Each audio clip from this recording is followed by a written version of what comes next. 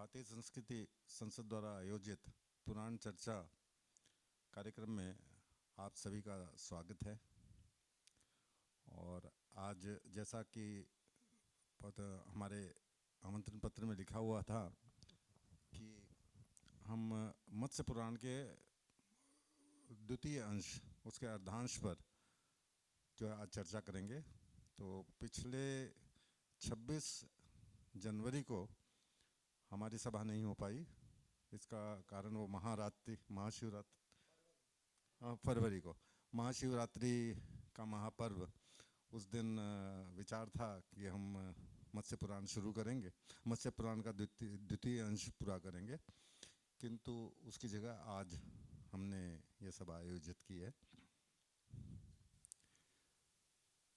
इसके पूर्वार्ध में आप सभी लोगों ने जैसे प्रकृति की उत्पत्ति, सृष्टि की उत्पत्ति और उसके बाद जो है संसार का पूरा निर्माण, ऋषियों के बारे में, देवताओं के बारे में इत्यादि सारे विषयों के बारे में आपने आकाश जी का विवरण सुना। और आज के इस सत्र में हम उसका द्वितीय अर्धांश लेंगे, जबकि आपको और भी बहुत गूढ़ बातें उसमें बताई जाएंगी। मेरे ख्याल में द्वितीय अंश में राजा रजवाड़ों के वंशावली का भी परिचय कुछ प्राप्त होगा।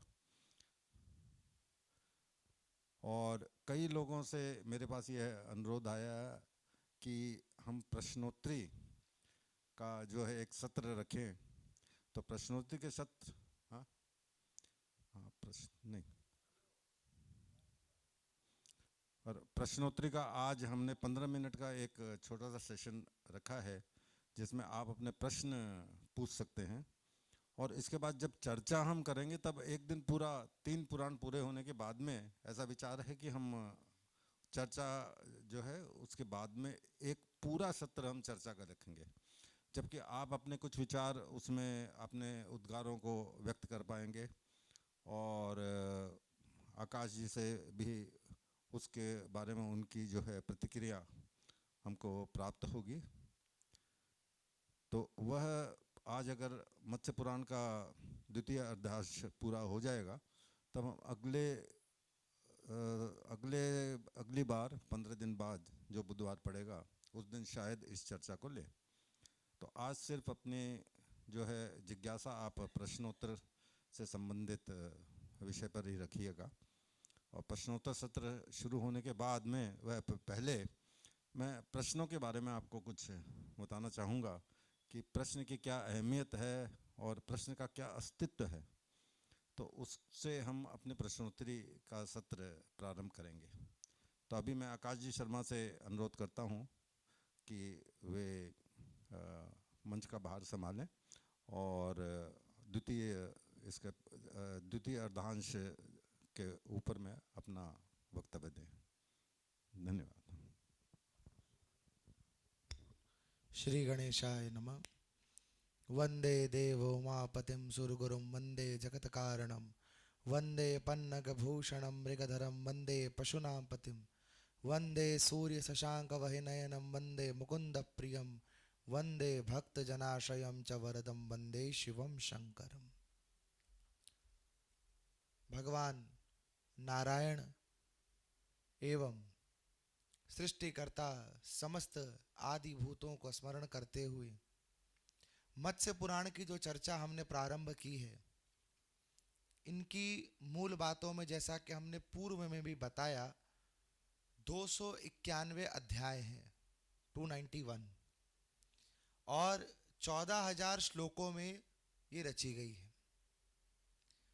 मूल सिद्धांतों में मत्स्य पुराण में हमारे प्रलय काल के पूर्व के चरित्र, पूर्व सृष्टियों का वृतांत और वर्तमान सृष्टि और आने वाली सृष्टि, इन समस्त सृष्टियों के उपक्रम के बारे में चर्चा की गई।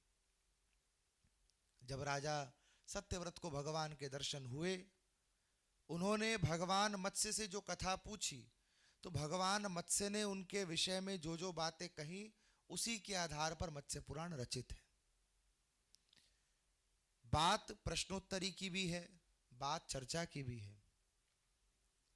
हमारे जितने पुराण हैं, 18 पुराण महापुराणों की संख्या में आते हैं, अति पुराण उपपुराण आदि, जितने पुराणों की संख्या में आप जाओ, आप देखो ये सारे के सारे पुराण डायलॉग्स में हैं। सारे के सारे पुराण, सूत जी से शौनक जी ने पूछा, सूत जी ने किसी और डायलॉग की चर्चा की और उन्होंने फर्दर किसी और डायलॉग की चर्चा करते हुए उस कथा को समझाया। जैसे उदाहरण स्वरूप में सत्यव्रत ने मत्स्य भगवान से पूछा, वही प्रश्न शौनक जी ने सूत जी से पूछा, वही प्रश्न वैशंपायन जी ने प्रश्न किया है। ऐसे कई प्रश्नों के उत्तर मत्स्य पुराण में प्राप्त होते हैं। पूर्वार्ध में हमने जाना पूर्व सृष्टि में किस प्रकार प्रलय हुई, भगवान ने किस प्रकार से संसार का उद्भाषण किया और संसार के बारे में बताते हुए सत्यव्रत को यह समझाया कि तुम आगामी मनवंतर के मनु जो बनोगे उसमें तुम्हें क्या क्या कर्म विदित रूप से करने होंगे, क्योंकि किसी को भी राजपाट देने से पूर्व उसको पूरी तरह से ट्रेनिंग देनी जरूरी होती है। और संसार का कार्यभार जिस प्रकार भगवान मत्स्य राजा मनु को देने के विचार में है, उसी क्रम में अगर मनु उस योग्य ना रह पाए तो सृष्टि की स्थिति बदल जाएगी। जैसे इंद्र के साथ हुआ, देवराज इंद्र के बारे में हमने कई प्रकार की बातें सुनी है, समझी है पुराणों में। कभी उसने गौतम ऋषि की पत्नी अहिल्या के संग अत्याचार किया, कभी किसी ऋषि मुनि के साथ अत्याचार किया, और तो और छोड़ो अपने गुरु के संग भी अत्याचार किया। मत्स्य पुराण की कथा हम यहीं से शुरू करते हैं।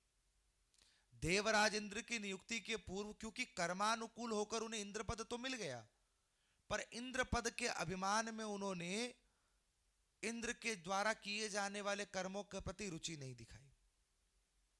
और उसी समय अरुचि के कारण उस समय एक प्रजापति हुए हैं, आपने पुराणों में नाम सुना होगा, रुचि प्रजापति, संभवतः आपने नाम सुना होगा। देवराज इंद्र के अरुचि के कारण रुचि प्रजापति का प्रादुर्भाव हुआ और रुचि प्रजापति देवराज इंद्र के द्वारा जो कार्य करे जाने थे उन कार्यों को करने लगे। इंद्र तो अपनी मौज मस्ती में लगे हुए थे और रुचि प्रजापति का यश तीनों लोकों में इतना फैल गया कि उन्होंने इंद्र पद के प्राप्त होने की प्रति योग्यता प्रदर्शित कर दी। ब्रह्मा जी के पास निवेदन गया वशिष्ठ मुनि का कि रुचि प्रजापति को देवराज बनाया जाए, क्योंकि जो शतक्रतु इंद्र हैं इनके पास वो योग्यता नहीं, ये केवल इंद्रासन का भोग रहे हैं, इंद्रासन का योग नहीं कर रहे। इंद्र का शाब्दिक परिणाम है, शाब्दिक परिभाषा है, जो इंद्रियों पर संयमित करके इंद्रियों का शासन करे वो इंद्र है। जिस प्रकार हमारी 5 कर्मेंद्रियां 5 ज्ञान इंद्रियां हैं, यदि हम उन पर नियंत्रण प्राप्त कर ले तो हम जितेंद्रिय हो जाते हैं। भागवत कथा में भी आप देखो सुदामा जी को जितेंद्रिय कहा गया, श्री सुदामा जी को जितेंद्रिय कहा गया, हनुमान जी को मानस में जितेंद्रिय कहा गया, पर इंद्र को देवराज होते हुए भी जितेंद्रिय नहीं कहा गया, क्योंकि वो इंद्रियों के भोग में इतना लिप्त हो गया कि उसे किसी प्रकार भी संयोजित नहीं किया गया। बारंबार उन्हें दंड मिलता। देव ऋषि नारद उन्हें जाकर समझाते थे कि हे देवराज, आप जिस प्रकार असुर वरदान प्राप्त करते हैं आप भी वरदान प्राप्त कर लो। असुर भी अपनी असुरता छोड़कर सतोगुणी होकर ब्रह्मा आदि देवताओं से वरदान लेते हैं, आप भी सतोगुणी होकर के ब्रह्मा आदि देवताओं से वरदान प्राप्त करके स्वर्ग का स्थायी सिंहासन लो। आप तो टेम्पररी राजा हो, ये मनवंतर कल्प खत्म होगा, आपका सिंहासन छिन जाएगा। तब देवराज इंद्र ने देव ऋषि नारद का भी अपमान किया। देवगुरु बृहस्पति आए, देवगुरु बृहस्पति का भी अपमान कर दिया, यहां तक कि उन्हें देवगुरु पद से निष्कासित कर दिया। तब देवगुरु ने जाते जाते कहा, तू अपने मोह अंधकार में इतना निर्लिप्त हो चुका है कि तुझे यहां से वापस जाना दिखाई नहीं पड़ता। कोई राजा पृथ्वी लोक से आएगा और वो तेरे राजपाट को चुनौती देकर चला जाएगा। कुछ समय बीता और समय बीतने पर ययाति नाम के राजा स्वर्ग आसन पर आकर विराजमान हुए। राजा ययाति का मत्स्य पुराण में बहुत बृहद रूप से चरित्र कहा गया है। चंद्रवंश के राजा हैं और इस चंद्रवंश के मूल प्रवर्तक है अत्रि ऋषि। अत्रि ऋषि के नेत्रों से चंद्रमा का प्रादुर्भाव हुआ है। अत्रि ऋषि के नेत्रों से, और नेत्रों से जो प्रादुर्भाव हुआ, चंद्रवंश में बुद्ध और पुरुरवा आदि नाम के राजा हुए हैं। और इन्हीं की वंशावली में, राजाओं के वर्णन में ययाति राजा हुए। इनकी 5 संतानें थी। 5 संतानों में 3 तो शर्मिष्ठा नाम की दासी से हुई और 2 शुक्राचार्य की पुत्री के माध्यम से हुई। इन 5 संतानों का सुख भोग भोगते हुए अपने कर्म के वशीभूत होकर राजा ययाति स्वर्ग के सिंहासन के बराबर सिंहासन लगाकर बैठते थे। अब देवराज इंद्र को देवगुरु बृहस्पति की बात याद आ गई कि कोई राजा आएगा जो तेरे सिंहासन को चुनौती दे देगा। अब तक इंद्र को लगता था केवल मैं ही राजा हूं, मैं ही सर्वश्रेष्ठ हूं, मैं ही सर्वगुण संपन्न हूं, मैं ही देवताओं का अधिपति हूं, मैं ही सर्वश्रेष्ठ है। लेकिन जब ययाति उनके समकक्ष विराजमान हो गया और उसकी जय जयकार होने लगी, उस समय पर देवराज इंद्र को बड़ी ईर्ष्या होने लगी। और व्यक्ति विकारों में काम, क्रोध, लोभ और मोह से बच सकता है, पर मत्सर नाम के विकार से नहीं बच सकता। कि मुझे जो प्राप्त है वो तो प्राप्त है, पर ये दूसरे को प्राप्त नहीं होना चाहिए, या दूसरे को जो ये प्राप्त है वो उसे क्यों प्राप्त है, ये मुझे प्राप्त होना चाहिए। ये मत्सर है। इस मत्सर भाव से ही प्रेरित होकर गणेश पुराण का यदि आप आश्रय लो तो मत्सरासुर नाम का एक असुर भी उत्पन्न हुआ है, जिसका वध करने के लिए भगवान गजानन गणेश हेरंब बने हैं। मत्सर विकारो देखो, गणेश पुराण में भी हम आगे बढ़ेंगे किसी समय पर, तो वहां पर भी आप देखोगे कि भगवान अष्टविनायक जो बने हैं, ये 8 प्रकार से विकारों पर विजय प्राप्त करने के लिए विनायक बने। हमारे केवल दर्शन देने के लिए, लीला करने के लिए विनायक नहीं बने। विकारों पर विजय प्राप्त करे सो विनायक बने। उनकी कथा का भी विस्तार से अपन बात करेंगे। इधर ययाति राजा के प्रति इतना ईर्ष्यालु हो गए देवराज इंद्र कि उन्होंने ययाति को स्वर्ग से पतन करने का मार्ग ढूंढना प्रारंभ कर दिया। अब ययाति के बारे में जाकर पूछने लगे तो देवताओं ने मंत्रणा करी, स्वपुण्य गायते नित्यम स्वर्गासनम पतितो भव। कि जो व्यक्ति अपने गुणों का गायन स्वयं करने लगता है वो अपने पुण्यों को क्षीण कर देता है। यदि किसी को आत्महत्या करनी हो परंतु आत्महत्या का पाप नहीं लेना, तो उसके लिए मत्स्य पुराण में उद्घोष कर रहे हैं कि चिता पर खड़े होकर अपना गुणगान करे, ऐसा व्यक्ति आत्महत्या करने के समान ही होता है। क्योंकि जब आप अपना गुणगान स्वयं करने लग जाओ तब आपके पुण्यों का क्षय हो जाता है। देवराज इंद्र ययाति को अपनी बातों में फंसा लेते हैं और बातों में फंसाने के बाद ययाति से कहते हैं, अरे आप तो 2 सिंहासन के साथ बैठे हो, आपको तो केवल एक सिंहासन पर बैठना चाहिए, मैं आपके चरणों में बैठना चाहता हूं, मुझे भी बताइए आप कौन से पुण्य करके यहां तक आए हैं। ययाति इंद्र की कुटिलता को समझ नहीं सके और उन्होंने अपने गुणों के बारे में बखान करना प्रारंभ कर दिया। गुणों का बखान करते करते ययाति इतने भावुक हो गए, उन्हें यह भान ना रहा, उनके सिंहासन के नीचे की जमीन डोलने लगी और उनका सिंहासन पतित हो गया, पृथ्वी लोक की ओर गिरने लगा। गिरते हुए ययाति ने इंद्र के पांव पकड़ लिए, तूने मुझे कुटिलता से फंसाया है, मैं तो यहां लंबे भोग से प्रेरित होकर यहां पर विराजमान हुआ था, पर तेरे कारण मैं पतित हो रहा हूं। इंद्र ने कहा, जाते जाते तुमने मेरे चरण पकड़े हैं, इसीलिए तुम एक वरदान के अधिकारी हो। कहा, एक वरदान यदि देना है तो ये वरदान दो, मैं सिंहासन सहित जहां पर गिरूं वहां पर ऋषि महात्माओं का आश्रय हो, संतों की कृपा हो, हरि कथा हो, ऐसे स्थान पर जाकर मैं गिरूं। पुण्यों के कारण व्यक्ति सत्कर्म की ओर प्रेरित होता है। ययाति के मन में ऐसे दुसह समय पर इतनी शुद्ध बुद्धि का जागरण होना, ऐसे विवेक का जागरण होना, ये उसके पुण्यों के फलश्रुति से ही संभव था। अगर उसके पुण्य ना होते तो ये बुद्धि उस समय उसके मस्तिष्क में आना संभव नहीं था। इस बात को प्रमाणित करती है सुंदरकांड की ये चौपाई, जहां हनुमान जी रावण को समझाते हैं कि रावण, जा को प्रभु दारुण दुख देही, ताकि मति पहले हर लेही। जहां सुमति तहां संपत्ति नाना, जहां कुमति तहां विपत्ति निदाना। ऐसे कई उदाहरण मानस में हमें मिलते हैं जो जनमानस को सुलभ है।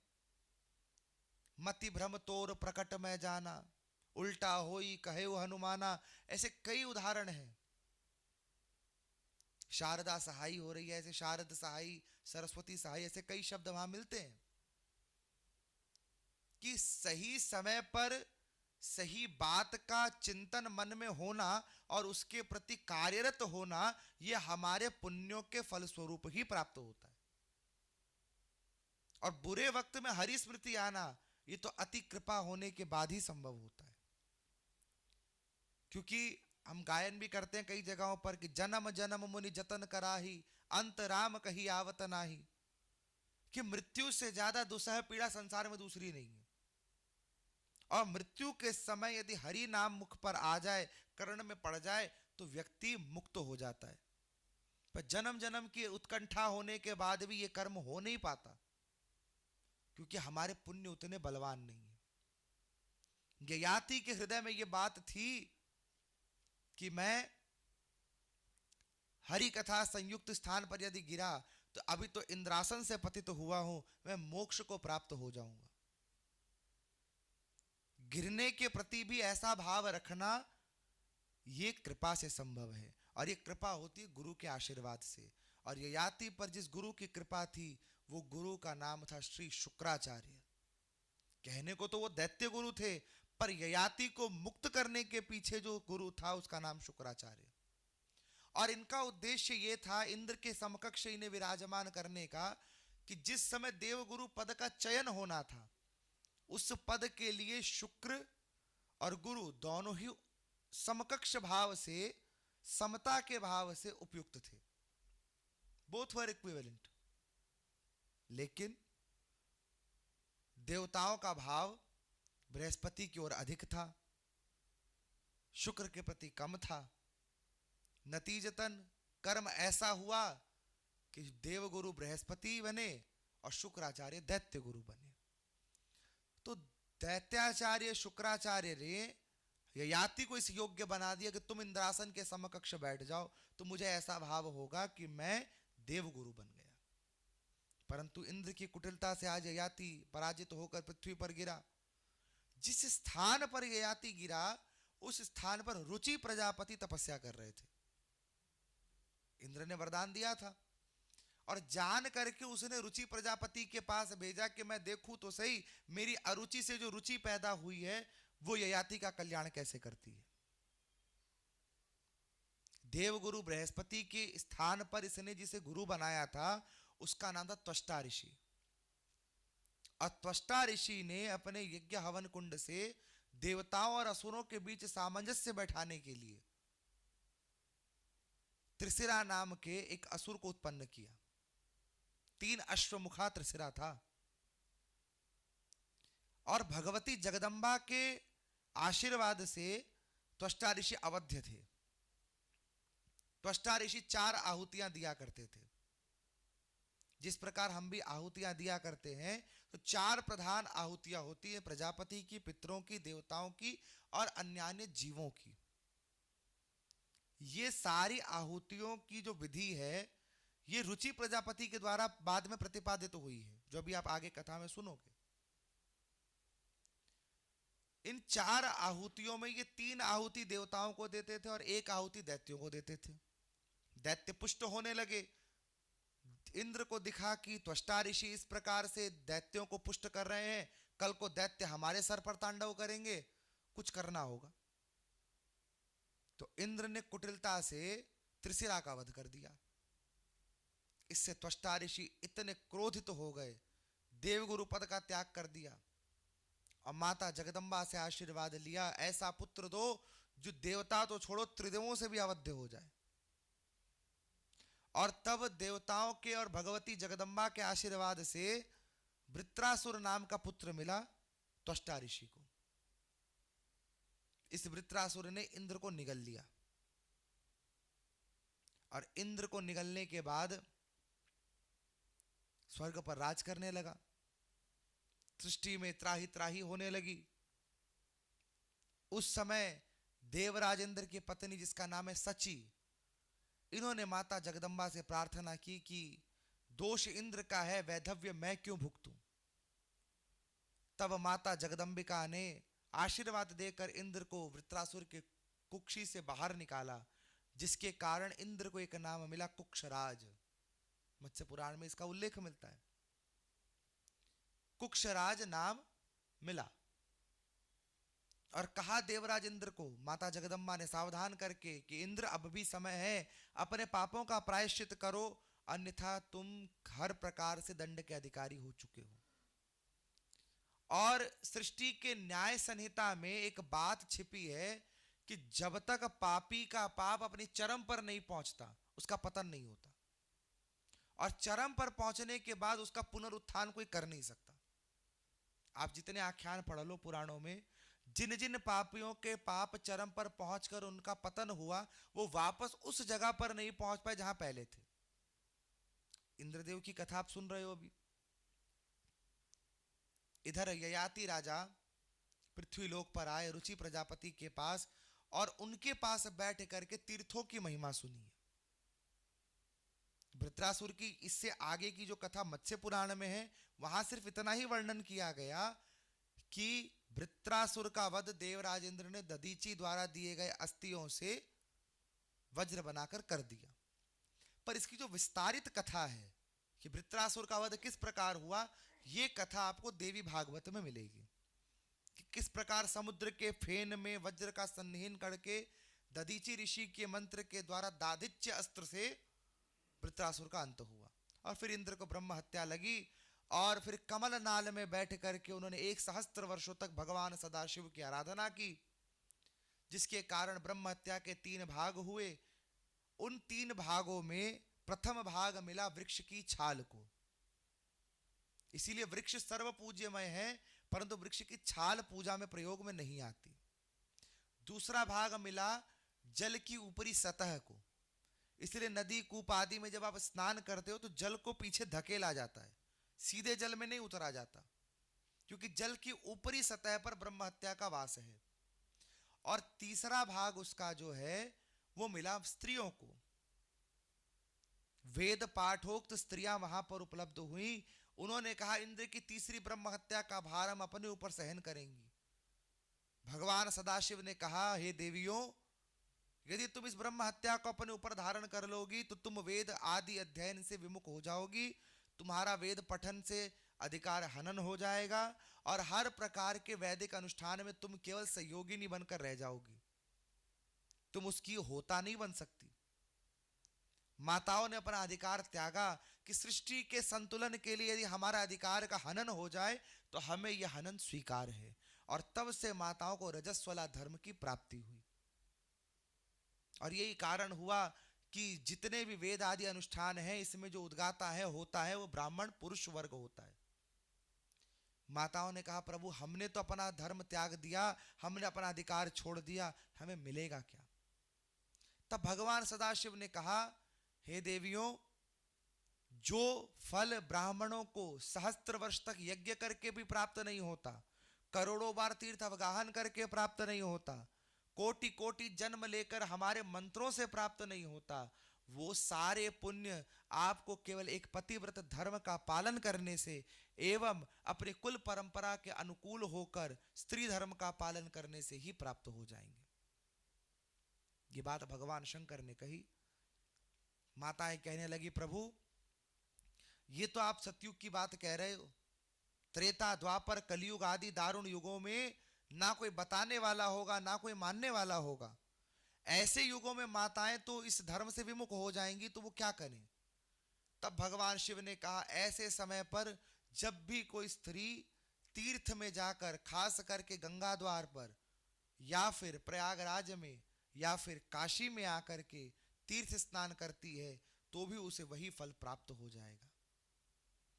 इतना भी अगर किसी से ना हो तो वो केवल वर्ष में एक बार हमारे प्रदोष का व्रत भी कर ले तो भी उसे वही पुण्य प्राप्त हो जाएगा, क्योंकि पूर्व काल में इसी व्रत को करके देवराज इंद्र ने इसी ब्रह्म हत्या से मुक्ति प्राप्त की है। इसकी कथा स्कंद पुराण में जो इंद्र द्वारा प्रदोष व्रत हुआ उस स्कंद पुराण में आपको सुनाएंगे।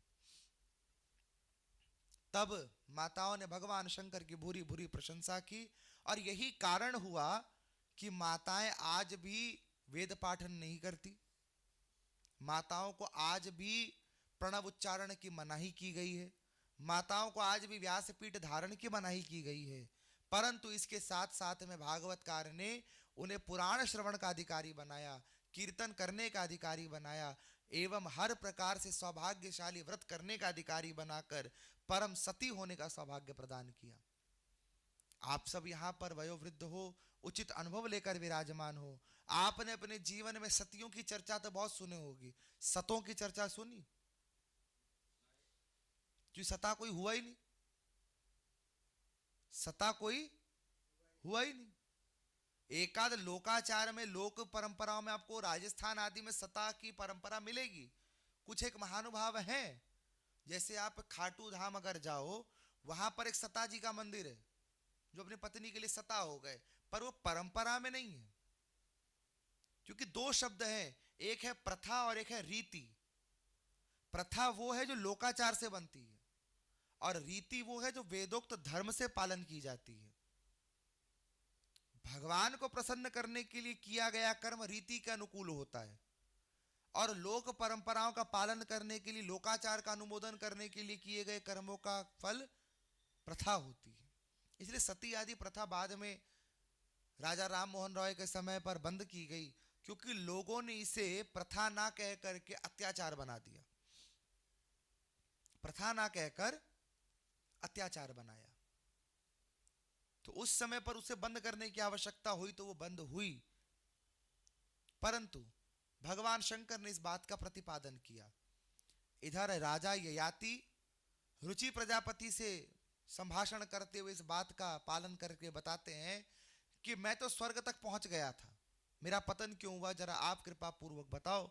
तो रुचि प्रजापति कहते हैं कि देवराज इंद्र इस समय जिस अभिमान में है उनका पतन निश्चित है, और किसी पापी के पास विराजमान रहते हुए यदि आप उसके पाप में सहभागी हुए तो आप भी पापी हो जाओगे, यदि पाप का प्रतिकार नहीं किया तो भी पापी हो जाओगे, और इंद्र के लोक में रहकर इंद्र का यदि प्रतिकार करोगे तो भी पापी हो जाओगे। तो इस प्रकार से हरि लीला के इसको मान करके, हरि इच्छा मान करके आप ये समझो कि आपको मोक्ष प्राप्त करने का एक अधिकार मिला है, मोक्ष प्राप्त करने का एक मार्ग मिला है, आप उसके प्रति उद्यत हो जाओ।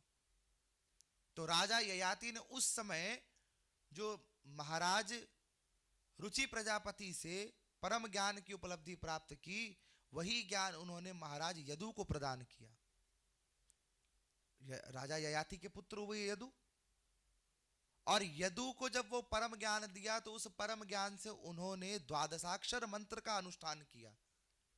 वो द्वादशाक्षर मंत्र नमो भगवते वासुदेवाय, और इससे प्रसन्न होकर भगवान नारायण ने उन्हें यह वचन दिया कि तुम्हारे कुल में आकर मैं अवतार धारण करूंगा।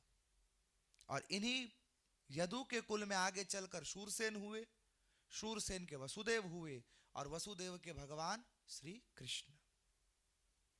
रुचि प्रजापति ययाति को मोक्ष का अधिकारी बनाकर मोक्ष मार्ग को प्रदत्त करके अपनी यात्रा को अनवरत जारी रखते हैं। और देवराज इंद्र जब पतित हो गए स्वर्गासन से, उस समय कुछ समय के लिए सबसे पहले राजा को नहुष को राजा इंद्र बनाया गया। पृथ्वीलोक के राजा हुए नहुष, शंकर जी के जवाई है। भगवान शंकर को माता पार्वती से एक पुत्री पैदा हुई थी जो कल्प वृक्ष के नीचे खड़े होकर उन्होंने मांगी थी, और उस पुत्री का नाम है अशोक सुंदरी। और अशोक सुंदरी का विवाह हुआ है राजा नहुष के साथ। और देवताओं ने आपस में मंत्रणा करी कि शिव जी का जवाई है, धर्मज्ञ है, शिव भक्त है, इसे ही इंद्र बना दे, और इंद्र पद पर उनका अभिषेक कर दिया। इनका मोह हो गया माता सची पर, और सप्त ऋषियों में अग्रगण्य अगस्त्य मुनि पर इन्होंने प्रहार कर दिया। सप्त ऋषियों को कहार बनाया पालकी का और कहा सची के पास लेकर जाओ। मूलतः ये सची के द्वारा रची गई बात थी कि वे जानती थी अगर ये नहुष मेरे भवन में प्रवेश कर गया तो ये मेरे सतीत्व को कलंकित कर देगा, तो इसे इस प्रकार बुलाओ जिससे इसका ही जीवन यहां से समाप्त हो जाए। माता सची ने कहा यदि सप्त ऋषियों के रथ पर बैठकर तुम हमारे पास आओ तो मैं तुम्हारा वर्ण करूंगी। यहां पर माता सची ने जो सप्त ऋषियों के रथ की बात की वो वास्तव में सप्त ऋषि नहीं थे, अपितु 7 तरंगे थी। उस 7 तरंगे थी कि काम, क्रोध, लोभ, मोह, मत्सर, और इन पांचों के ऊपर जो राज करता है अहंकार, और अहंकार पर जो राज करता है महतत्व। इन 7 पर विजय प्राप्त करके यदि तुम मेरे पास आओ तो मैं तुम्हारा वर्ण करूंगी। पर इसने सप्त ऋषियों को समझा, और सप्त ऋषियों को समझने के कारण इसने आज अगस्त्य मुनि का अपमान कर दिया। अजगर की योनि में जाने का श्राप मिला। अजगर की योनि में ये गए, भगवान शिव भी इसे नहीं बचा पाए। इसके उपरांत देवराज इंद्र के पद को खाली देख करके असुरों ने सोचा हम आक्रमण करें। स्वर्ग पर आक्रमण हुआ और राजा का नेतृत्व ना होने के कारण देवता परास्त हो गए। क्योंकि जो बाकी देवता हैं, सूर्य, चंद्र, वरुण, कुबेर, ये जितने देवता हैं सब अपने आप को राजा बनाने की होड़ में लगे हुए थे। सब ने अपना छोटा छोटा ग्रुप बना लिया। और यहां पर राजनीति का उल्लेख करते हैं रुचि प्रजापति कि यदि राज दरबार में राजा किसी प्रकार उपलब्ध नहीं हो तो मंत्रियों का यह कर्तव्य होना चाहिए कि वे एक होकर के राजा का प्रतिनिधित्व करें, और ऐसे समय पर केवल सेनापति के आदेशानुसार कार्य करें, क्योंकि फील्ड पर वही जाता है। आज कहने को तो ये कह सकते हैं कि मंत्री को महामंत्री बना दिया जाए, महामंत्री को राजा के समान देखा जाए, या फिर फाइनेंस मिनिस्टर को राजा के समान देखा जाए, परंतु सेनापति का चयन इसीलिए हुआ कि युद्ध करने के लिए, सेना को नियंत्रित करने के लिए जो परम ज्ञान और जो मेधा सेनापति के पास है वही राजा के पास होती है। परंतु सूर्य, चंद्र, वरुण, ये जितने देवता अपने अपने गुट बना करके बैठ गए। सबने सोचा हमारे ऊपर जब आक्रमण होगा तो हम रक्षा करेंगे, अपनी शक्ति का प्रदर्शन करेंगे, और जो बचा लेगा वो इंद्र बनेगा। अंत में सब के सब परास्त हो गए, और सब के सब जब परास्त हो गए तब रुचि प्रजापति ने पदार्पण किया, और रुचि प्रजापति ने अकेले अपने तपोबल के प्रभाव से देवलोक को, सत्यलोक को और स्वर्गलोक को, इन सब लोकों को असुरों के प्रभाव से हीन किया। देव गुरु बृहस्पति आए, और देव गुरु बृहस्पति ने आकर के रुचि प्रजापति को देवराज इंद्र के पद पर विराजमान किया। रुचि प्रजापति जब इंद्र बने, इंद्र बनने के तुरंत बाद उन्होंने देवगुरु से चर्चा की कि त्वष्टा ऋषि का श्राप का अधिकारी इंद्र इसलिए बना क्योंकि वो असुरों को आहुति नहीं देता था, वो सब कुछ स्वयं में समेट लेना चाहता था। इसका नतीजा ये हुआ कि देवता इतने बलवान हो गए और बाकी सृष्टि इतनी शक्तिहीन हो गई। तो इन्होंने देवगुरु बृहस्पति से चर्चा करके किस प्रकार से आहुतियों का विभाजन होना चाहिए इसका निर्धारण किया, जो आज तक हम और आप पालन कर रहे हैं। शुक्ल यजुर्वेद में जो यज्ञ विधि दी हुई है, शुक्ल यजुर्वेद में जो यज्ञ विधि है, इदम प्रजापतये इदम नमः, इदम अग्ने इदम नमः, इस सारे इदम मंत्रों का जो वर्णन किया गया, ये रुचि प्रजापति के द्वारा देवगुरु बृहस्पति से प्रतिपादित, ब्रह्मा जी द्वारा अनुमोदित और भगवान नारायण द्वारा प्रस्तावित बातें हैं। इसके उपरांत मत्स्य भगवान बताने लगे कि पृथ्वी लोक पर ययाति ने जब यदु को उपदेश कर दिया तो अलग अलग तीर्थों का अवगाहन किया है। इन तीर्थों में भगवान श्री सूत जी महाराज बताते हैं कि महाधर्म नाम का एक यक्ष पुत्र है, जिसके अलग अलग नामों से उसे पुकारा गया, और काशी में उसे गणपति के नाम से पूजा गया है। ऐसे यक्ष पुत्र के बारे में जब बताया तो सबके मन में यह भाव हुआ, यह प्रश्न हुआ कि यक्ष पुत्र गणपति कैसे बना। तो बताने लगे कि यक्षों के घर में जन्म लेने का अर्थ है कि सुख सुविधा भोग विलास में निर्लिप्त रहे, परंतु यक्ष पुत्र होते हुए भी ये शिव भक्ति में निर्लिप्त था। पिता ने कहा तुम तो गुह्यतम हो, गुप्त हो, तुम केवल हमारे कुल का नाश करने आए हो। इस जगह पर आकर पुत्र के लक्षण बताए कि पुत्र का लक्षण क्या होना चाहिए। जो पुत्र अपने कुल परंपरा से प्रेरित होकर भोग विलास में लग जाए वो अंत में कुल का नाश करता है। जो पुत्र गुरु के द्वारा उचित ज्ञान को प्रतिपादित करके उसका पालन ना करके अपितु उसकी अवहेलना करता है वो कुल का नाश करता है। परंतु परिवार के प्रतिकूल होने पर भी, गुरु के प्रतिकूल होने पर भी, संसार के प्रतिकूल होने पर भी जो पुत्र अपने कुल की उन्नति के लिए शिव नाम की दीक्षा पर्यंत शिव उपासना करता है वही कुल का उद्धार करता है। कुल के द्वारा अपमानित होने पर भी वो काशी आया और काशी में आकर के इसने एक टांग पर खड़े होकर शरीर का भाव ना करके वायु पीकर शिव मंत्र की तपस्या प्रारंभ कर दी। और कैलाश से माता पार्वती सहित जब भगवान सांब सदाशिव काशी में प्रस्तावित हुए तो वहां पर मत्स्य पुराण में कहा गया काशी शंकरी कल्म शौद शमनम निर्वाण शांति प्रदम नौमिध्यम गिरिजापतिम गुणनिधिम कंदर्प अहम शंकरम। इस श्लोक को जब गुंजायमान किया माता पार्वती के कान में पड़ी ये बात। माता कहने लगी प्रभु आप क्यों नहीं जाकर के इस भक्त का उद्धार कर देते। भगवान ने कहा देवी अभी इसकी तपस्या अधूरी है, पूरी होने दो। माता कहती है देवता ऐसे ही आपको निष्ठुर नहीं कहते। ये मत्स्य पुराण अकेला ऐसा पुराण है जहां माता पार्वती भगवान शंकर को निष्ठुर कह रही है। अन्यथा हम और आप सभी जानते हैं भगवान शिव थोड़ी सी पूजा में भी प्रसन्न हो जाते हैं। आशुतोष हैं और गाते भी आशुतोष शशांक शेखर चंद्रमौली दिगंबर। लेकिन ये अकेला ऐसा पुराण है जहां पर माता पार्वती भगवान शंकर को कह रही आपको देवता निष्ठुर ऐसे ही, गलत नहीं कहते, सही कहते। वो बेचारा इतनी तपस्या कर रहा है और आप कह रहे हो तपस्या अधूरी है। भगवान शंकर बताते पूर्व जन्म के कर्म कई बार इतने प्रगाढ़ होते हैं कि महामंत्र का आश्रय लेने पर भी उनका क्षय नहीं होता। मैं यदि अभी वरदान देने गया तो ये भोग विलास में ही निर्लिप्त होकर अपना पतन कर लेगा, परंतु यदि कुछ काल बीतने पर इसकी तपस्या प्रगाढ़ होने पर इसके तप से जब सत्यलोक की अग्नि तपने लगेगी, जब मैं इसे दर्शन देकर इसको यदि मुक्ति का आश्रय दूंगा तो ये मुक्त होगा। तब माता पार्वती प्रसन्न हुई और काशी की महिमा का वर्णन किया। काशी की महिमा का वर्णन करते हुए बताया कि जो मनुष्य काशी में प्राण त्यागे यह विमुक्तेश्वर क्षेत्र है और काशी में बहने वाली गंगा को छू कर जाने वाली हवाएं काशी के बाहर भी यदि किसी को स्पर्श कर जाएं तो उसका उद्धार कर देती है। यानी आप काशी से 100 कोस दूर यदि शरीर छोड़ते हो और आपके पुण्य अभिभूत होकर हरि कृपा से प्रेरित होकर काशी से बहने वाली हवा आपके मृतदेह को स्पर्श कर गई तो आपकी मुक्ति निश्चित है। ये काशी की महिमा है। तो जहां को छू लेने वाली हवाएं भी मुक्ति देती है उस क्षेत्र में प्राण त्यागने का तो अनुपम रस है।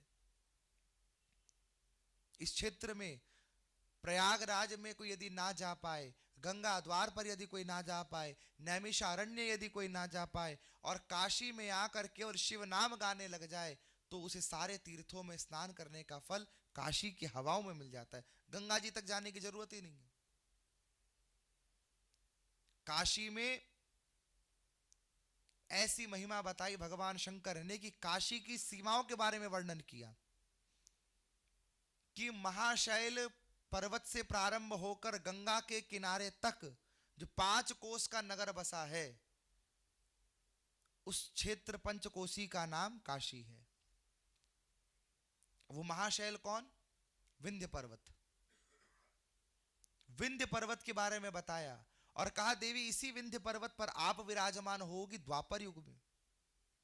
द्वापर में जब भगवान कृष्ण के जन्म के बाद वसुदेव जी कन्या को लेकर आए तो कन्या को लाने के बाद में कन्या को पटकने लगा कंस, और कंस जब पटकने लगा तो कन्या उड़कर आकाश में अष्टभुजा जगदम्बा का स्वरूप धारण कर लेती है। अब मूलतः हमें पता है जगदम्बा का वाहन सिंह है। कौन है? सिंह। पर इस जगदम्बा के स्वरूप का आप दर्शन करो, गर्ग संहिता का प्रमाण है 7 अश्वों से जुते हुए रथ पर श्वेत वर्णा भगवती जगदम्बा विराजमान है।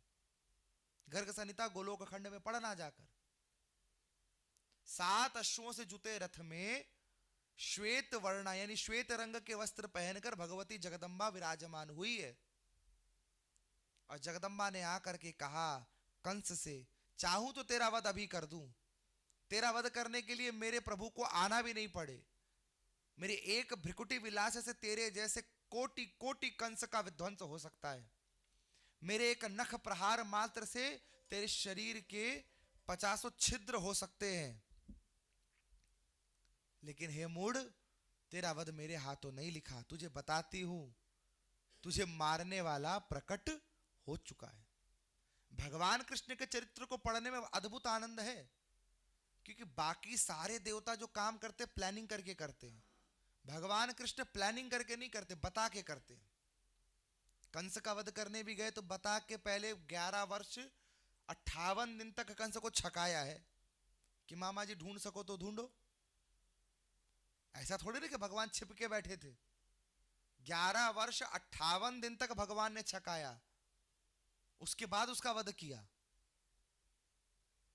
माता पार्वती से भगवान शंकर कहते द्वापर युग में यह घटना होगी, उस समय आप उसी रूप में विंध्य पर्वत पर विराजमान होगी, जिन्हें आज हम और आप भगवती विंध्यवासिनी कहते हैं। 51 शक्ति पीठों से भी महानतम शक्ति का स्थान है भगवती विंध्यवासिनी का स्थान। और संतों ने गाया भी, निशुंभ शुंभ गर्जनी प्रचंड मुंड खंडनी वने रणे प्रकाशनी भजामि विंध्यवासिनी, त्रिशूल रूप धारिणी महाविघात हारिणी गृहे गृहे निवासिनी भजामि विंध्यवासिनी। और फिर एक राजा का वर्णन किया, पुरंदरादि सेवितां पुरादि वंश खंडितम विशुद्ध बुद्धिकारिणी भजामि विंध्यवासिनी। पुरंदर आदि राजा के वंश का पुरादि वंश खंडितम, यानी पुरादि वंश खंडितम से यहां पे एक शब्द का अर्थ ये मिलता है जो अनेक पुरों में रहने वाले दुष्ट राजाओं का मर्दन करती है। और पुरंदर आदि सेविताम कि बड़े बड़े राजाओं को एक संज्ञा दी जाती थी कालांतर में पुरंदर, जो हर पुरियों में इंद्र के समान पूजित हो उनका नाम पुरंदर कहा जाता था। और पुरंदर आदि सेवितम यानी बड़े बड़े राजा जिसकी सेवा करें सो भगवती विंध्यवासिनी के सेवक के श्रेणी में निर्लिप्त होते हैं। भगवती विंध्यवासिनी का स्वरूप बड़ा विशाल, भगवती बड़ी प्रसन्न हुई अपने चरित्र के बारे में सुन करके, और अपने चरित्र को सुनते सुनते कहा प्रभु अब तो इस भक्त की करुण पुकार सुन लीजिए। आप कह रहे थे सत्य लोक तपने लग जाए, यहां तो कैलाश के हिमालय पर कैलाश की चोटी पर जमी बर्फ पिघलने लगी है। तब भगवान शंकर साकार हुए, और साकार होने के बाद भगवान शंकर उसे वरदान देते हैं कि काशी में तुम गणपति के रूप से विख्यात होगे। अपने 2 गणों को प्रदान किया कि तीनों लोकों में तुम्हें जो भी कर्म कराना हो इनके द्वारा कराओ तो तुम्हारे हर कार्य सफल होंगे, तुम पूजित होगे, मेरे पुत्र गणेश के समान ही तुम्हारी आकृति हो जाएगी और तुम मेरे ही स्वरूप होकर रुद्र गणों में विख्यात हो जाओगे। काशी की महिमा बताई। इसके उपरांत मत्स्य पुराण में प्रयागराज की महिमा बताई। हमने पहले भी आपसे कही है प्रयागराज की महिमा कि 60 करोड़ 33 हजार तीर्थ कुंभ के समय प्रयागराज में होते हैं। माघ महीने में 33 कोटि देवता उस कुंभ के जल में, उस प्रयाग के जल में विराजमान होते हैं।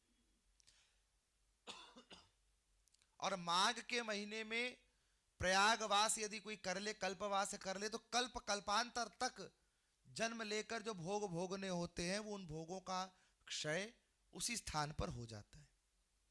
ये प्रयाग की महिमा बताई।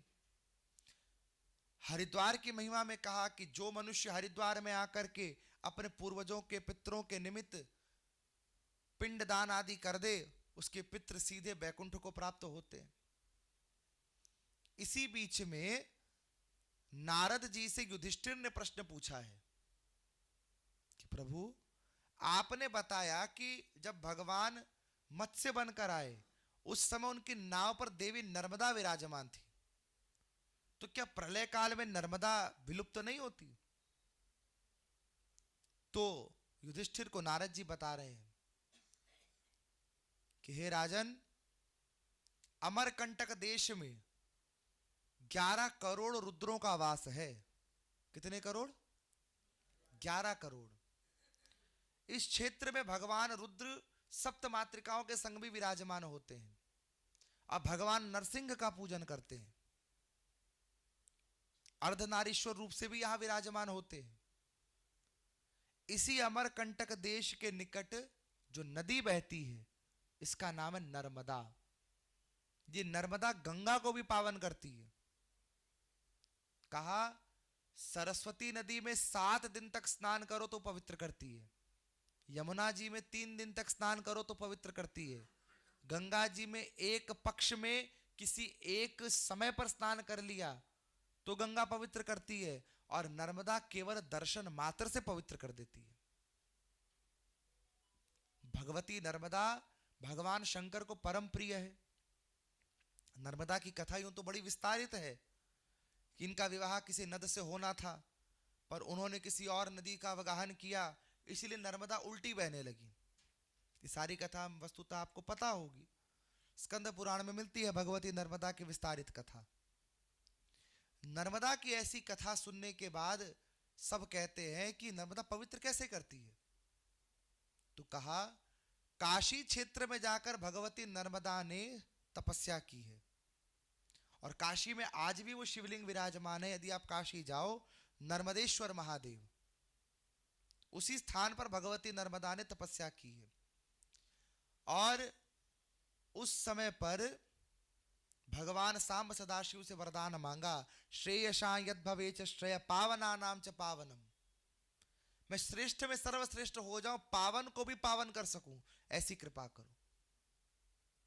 तब भगवान सांब सदाशिव ने कहा, देवी, आप इस ब्रह्मांड में कभी क्षय ना होने वाली नदी के रूप में प्रवाहित होंगी, और गंगा आदि नदियां भी आप में आकर के स्नान करेंगी तो अपने पापों का क्षय करेंगी, और इस सृष्टि में नहीं अपितु तीनों लोक में आप नदी रूप में रहेंगी।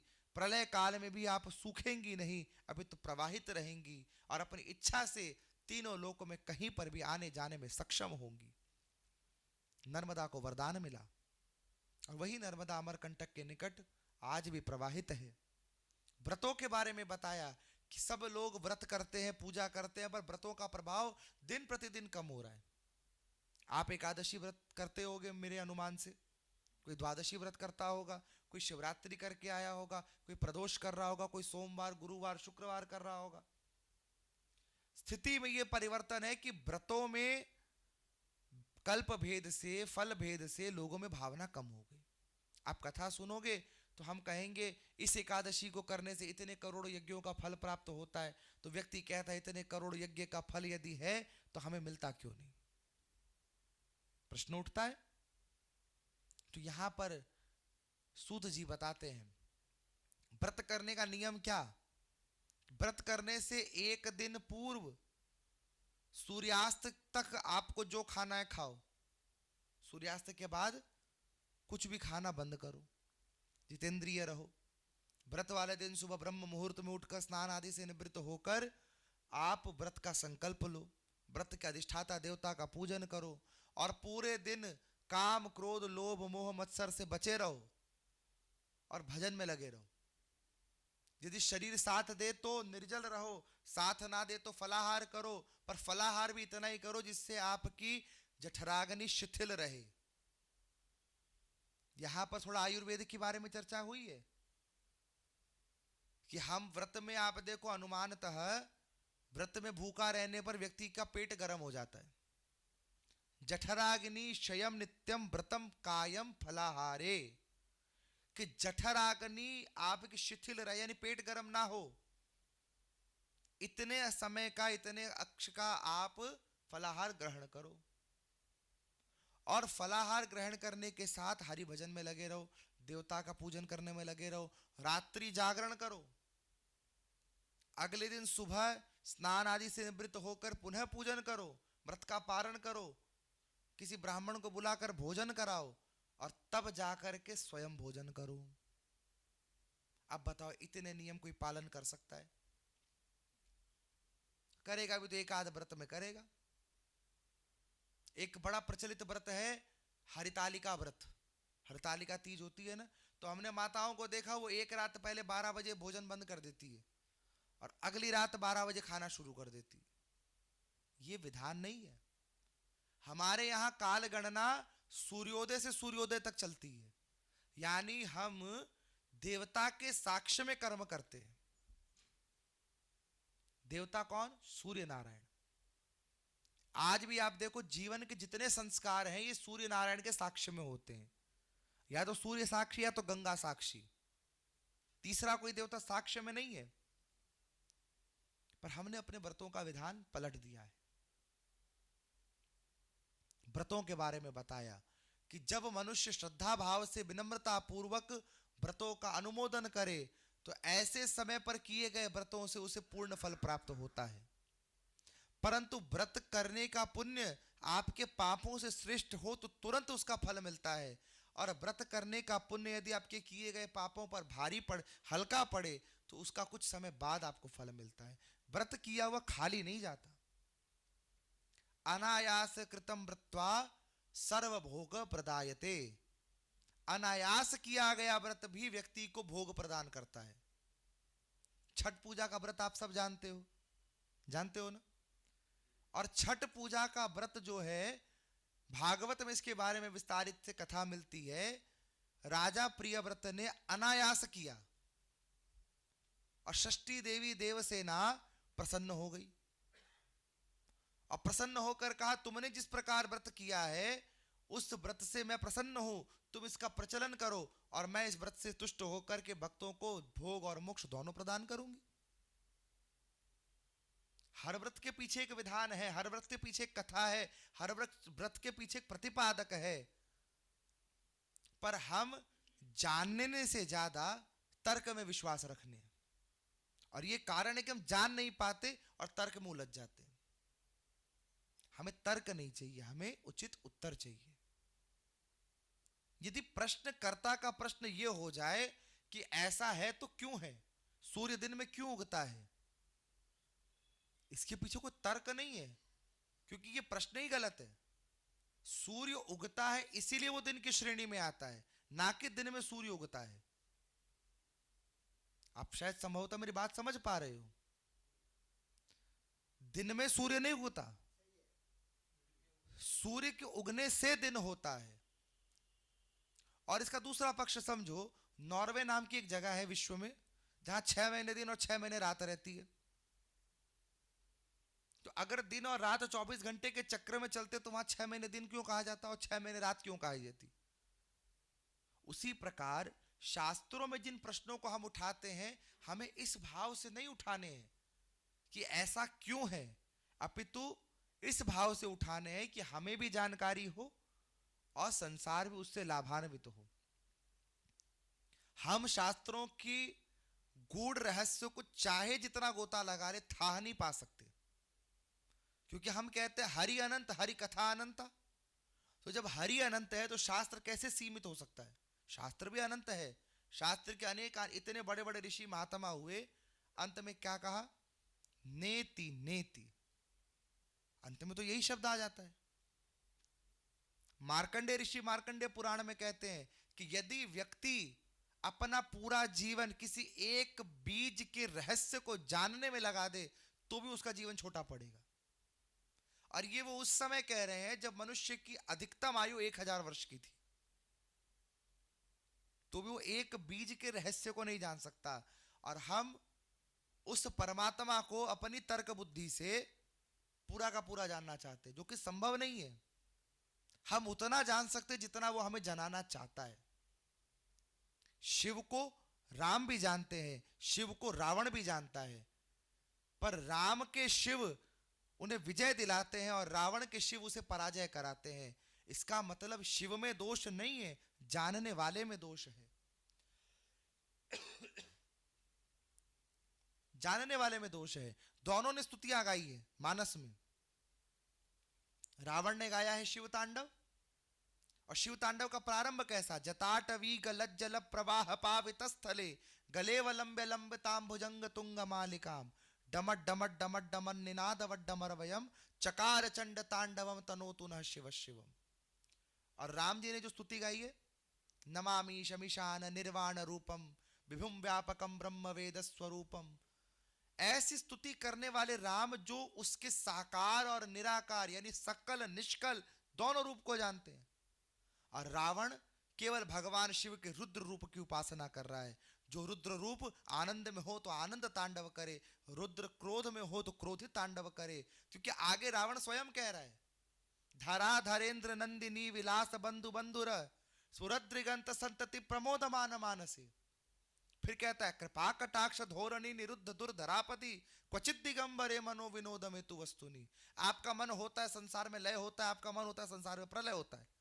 न साकार की बात है न निराकार की बात है। रति प्रतीक्षणम मम, रति को प्रतीक्षा करवाते हो। और राम क्या कह रहे हैं? निजम निर्गुणम निर्विकल्पम निरीहम चिदाकाशम आकाश वासम भजे हम, कि आप सर्वगुण संपन्न हो, आप सर्व सौगंध युक्त हो, आप सर्व गुण युक्त हो, आप ही सर्वशक्तिमान हो। तो राम के रामेश्वर और रावण के रावणेश्वर में जो भेद है वो यही कि रामेश्वर धाम आज भी पुरियों में आ रहा है और वैद्यनाथ आज भी विवादों में आ रहा है। आज भी विवाद में वैद्यनाथ है ना, क्योंकि परल्याम वैद्यनाथम च, कोई कहता है बिहार में है, कोई कहता है उत्तराखंड में, कोई कहता है महाराष्ट्र में।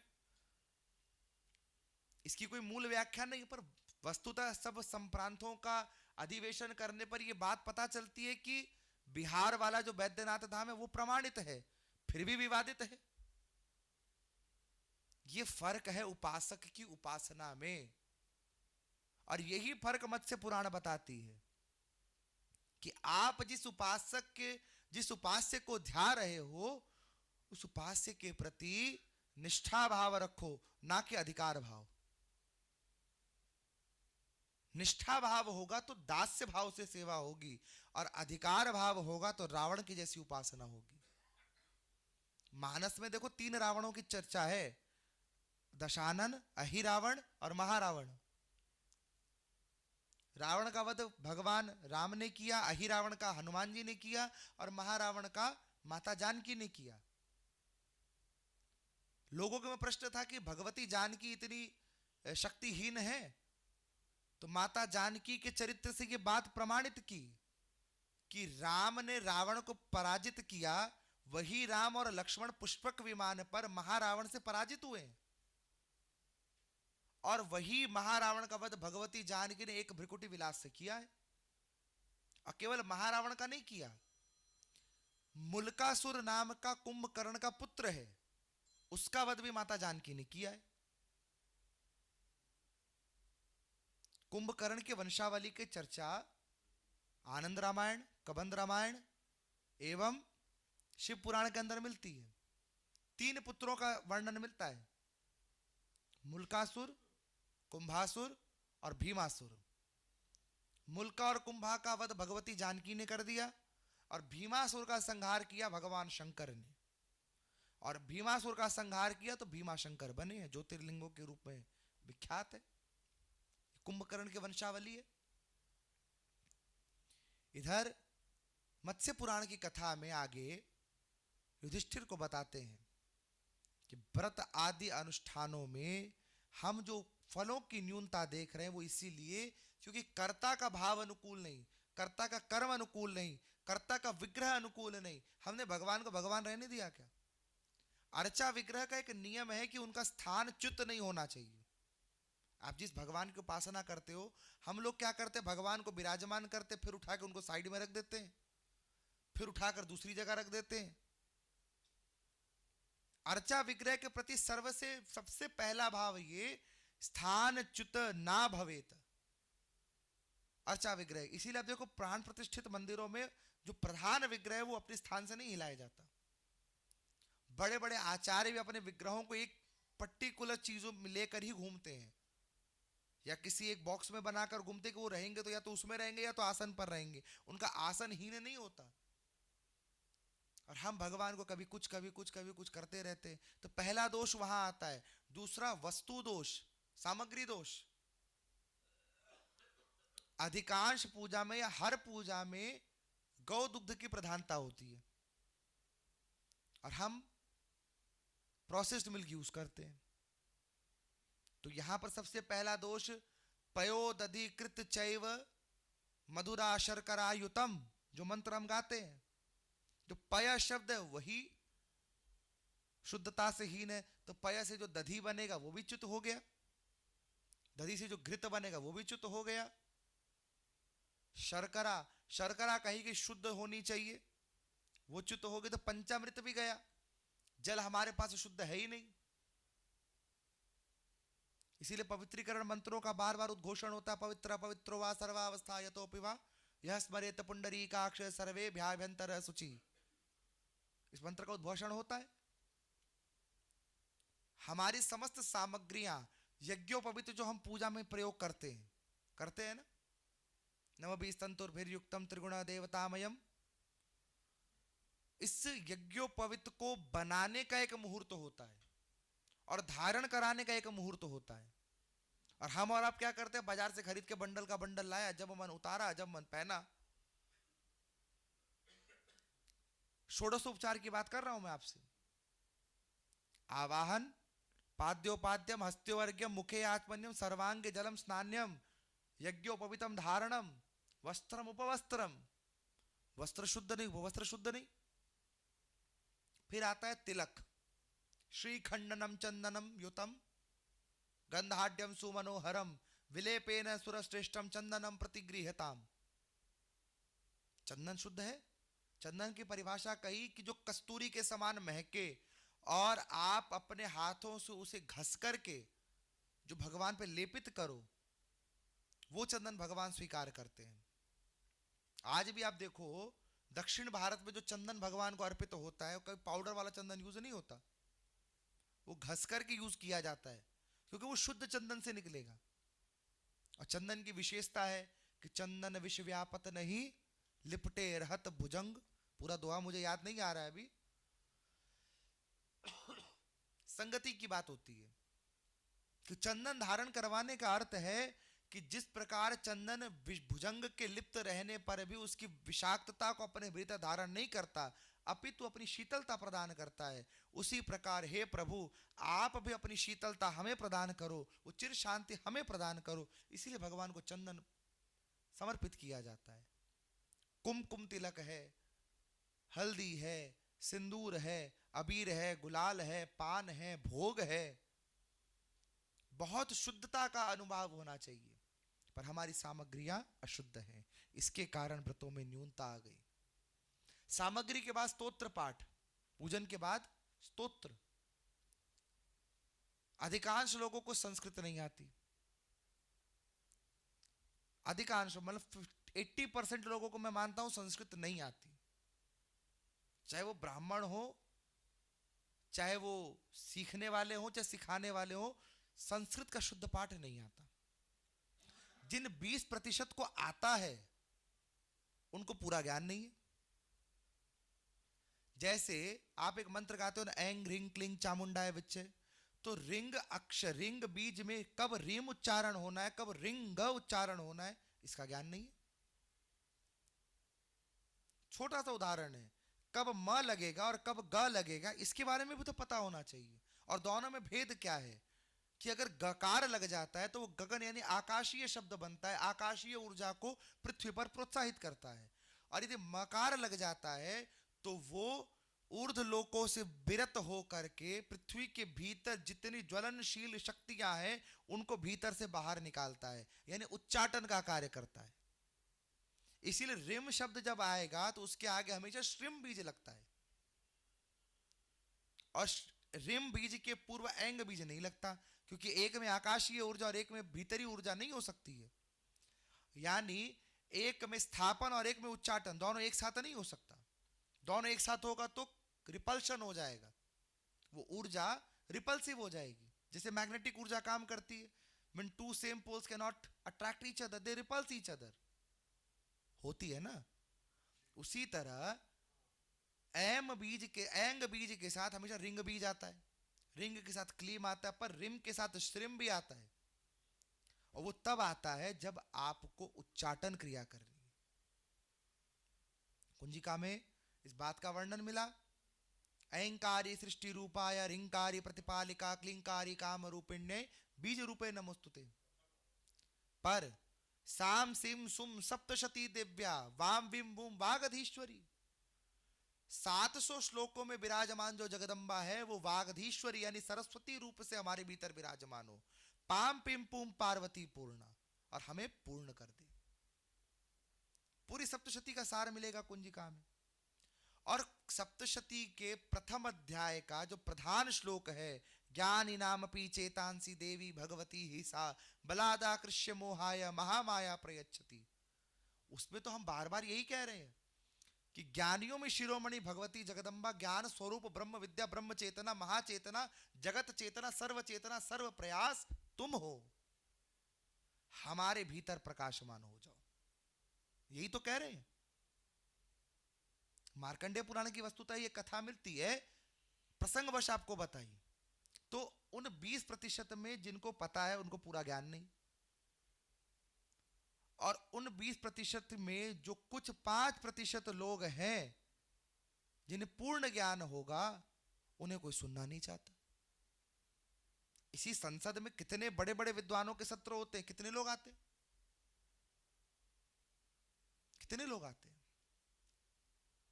ये हमारी दुर्भाग्य है कि हमारे पास सुलभता तो है पर हम उसका लाभ नहीं ले पा रहे, और यही कारण है हम और आपके पतन का। सनातन को इससे कोई नुकसान नहीं है, नुकसान हमारा और आपका है। अच्छा, हम आते भी अकेले जाते भी अकेले, संसार का नियम है। तो ये भाव है कि आना अकेले जाना अकेले, तो सबको बता के क्या फायदा। पर शास्त्र कह रहा है, श्लोकार्धे श्लोक पादो व कुटुंबो सर्व शास्त्रों भवेत, कि जो अपने कुटुंब सहित शास्त्रों का अध्यापन करता है वो भगवान कृष्ण की कृपा का प्राप्त अधिकारी हो जाता है। क्योंकि नारद जी भगवान कृष्ण की द्वारका में गए तो भगवान खुद पढ़ते हैं और लोगों को पढ़ाते हैं। मानस में भी ऐसी एक चौपाई, मुझे वो चौपाई अभी याद नहीं आ रही है, कि राम जी खुद पढ़ते हैं और भक्तों को, संत साधुओं को भी पढ़ाते हैं। वो चौपाई मुझे भी स्मरण नहीं हो रही है। प्रहलाद जी के चरित्र को देखो, खुद पढ़ते हैं सबको पढ़ाते हैं। यानी हमारा कर्तव्य क्या कि अध्ययन गोष्ठी में है, हम खुद तो ज्ञान अर्जित करें और जितना हो सके लोगों में बांटे। व्रतों के न्यूनता के बारे में बताया तो अंत में कहा कि व्रतों की पूर्णता यदि प्राप्त करनी है तो एक मंत्र बताया, हर व्रत के बाद भगवान को उस व्रत को समर्पित कर दो। श्री कृष्ण चरणार्पणस्तु, कि हे प्रभु मैं अपने द्वारा किए गए जितने कर्म हैं, जाओ व्रत का जैसा भी मैंने किया वो मैं आपके चरण में समर्पित करता हूं। रुद्राष्टाध्यायी शुक्ल यजुर्वेद में कहा, कर चरण कृतंबा कायजम कर्मजम्बा, कि मैं अपने मन सा वाचा कर्मणा जितने कर्म है सब आपको समर्पित करता हूं, मुझे क्षमा करो। इसके बाद अंत में मत्स्य पुराण के दान की महिमा बताई, विविध प्रकार के दानों के बारे में बताया कि दान क्या है, किसे करना है, क्या करना है, कैसे करना है।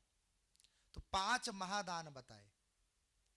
पहला महादान बताया कन्यादान, कि जो प्राणी अपने जीवन में कन्यादान कर दे, 1 करे 100 करे, ऐसा प्राणी इंद्र के समान तेजस्वी होकर दिव्य लोकों के सुख भोग पृथ्वी पर भोगता है और अंत में नारायण के चरणानुरागी होकर के दिव्य धाम को जाता है। दूसरा महादान बताया है अन्नदान, कि जो लोगों की भूख मिटाए, अन्नदान करे, वो भगवान सांब सदाशिव की कृपा का सदैव पात्र होता है। अन्नपूर्णा उसे ज्ञान वैराग्य की सिद्धि प्राप्त करवाती है। इसीलिए हम और आप अन्न के साथ एक मंत्र गाया करते हैं, अन्नपूर्णे सदा पूर्णे शंकर प्राण वल्लभे ज्ञान वैराग्य सिद्ध्यर्थम भिक्षाम देहि च पार्वती। भोजन के समय किया गया मंत्र है ये, कि जो अन्न का दान करे, चाहे पका हुआ करे कच्चा करे, पर यथा योग्य व्यक्ति को करे, ऐसा प्राणी अन्नपूर्णा की कृपा से ज्ञान वैराग्य को सिद्ध करके मोक्ष का अधिकारी होता है। तीसरा दान बताया स्वर्ण दान। स्वर्ण में कलयुग का वास है, ये भागवत प्रमाणित करती है। आप सबने सुनी है भागवत कथाएं, सुनी है ना? बोलो हाँ। बोलते रहोगे तो अच्छा लगता है ना। स्वर्ण में कलयुग का वास है, तो जो व्यक्ति अपनी शक्ति संपन्न होकर यथाशक्ति स्वर्ण दान करे उचित व्यक्ति को, चाहे वो मंदिरों में करे, चाहे ब्राह्मणों को करे, चाहे किसी कन्या के विवाह में आदि में संयोजित करे, स्वर्ण दान जो व्यक्ति करे, ऐसा व्यक्ति अपने अनेकानेक जन्मों में किए गए हर ऋण से मुक्त हो जाता है। और जैसे ही प्राणी ऋण मुक्त होता है, उसके मोक्ष के द्वार खुल जाते हैं। ये तीसरा महादान बताया। चौथा महादान बताया भूमि दान, गृह दान। जब व्यक्ति किसी को भूमि दान करे, चाहे वो मंदिर निर्माण के लिए हो, चाहे वो धर्मशाला निर्माण के लिए हो, चाहे वो किसी मंगल कार्य के लिए हो, जब भूमि दान कोई व्यक्ति कर दे, ऐसा व्यक्ति यदि दोबारा पृथ्वी पर आता भी है तो केवल भगवान की लीलाओं में भगवान के साथ सम्मिलित होने के लिए आता है, और जब जाता है तो भगवान के साथ जाता है, उसी भूमि के प्रभाव से आता है। हम कहते हैं ना, भूमि पुकारती है। आपने भी लोकोक्ति सुनी होगी कि व्यक्ति को उसकी भूमि पुकारती है। तो भूमि दान। और पांचवा महादान बताया है पुण्य दान। अब सुनने में बड़ा अटपटा लगेगा कि पुण्य दान कैसे करे, मतलब इतनी मेहनत करके, इतना सज्जो सवर करके, इतना तपस्या करके आपने पुण्य अर्जित किया, कोई आया और उसने कहा भैया अपना सारा पुण्य हमें दे दो, दे दोगे अपना पुण्य? अरे बोलो तो।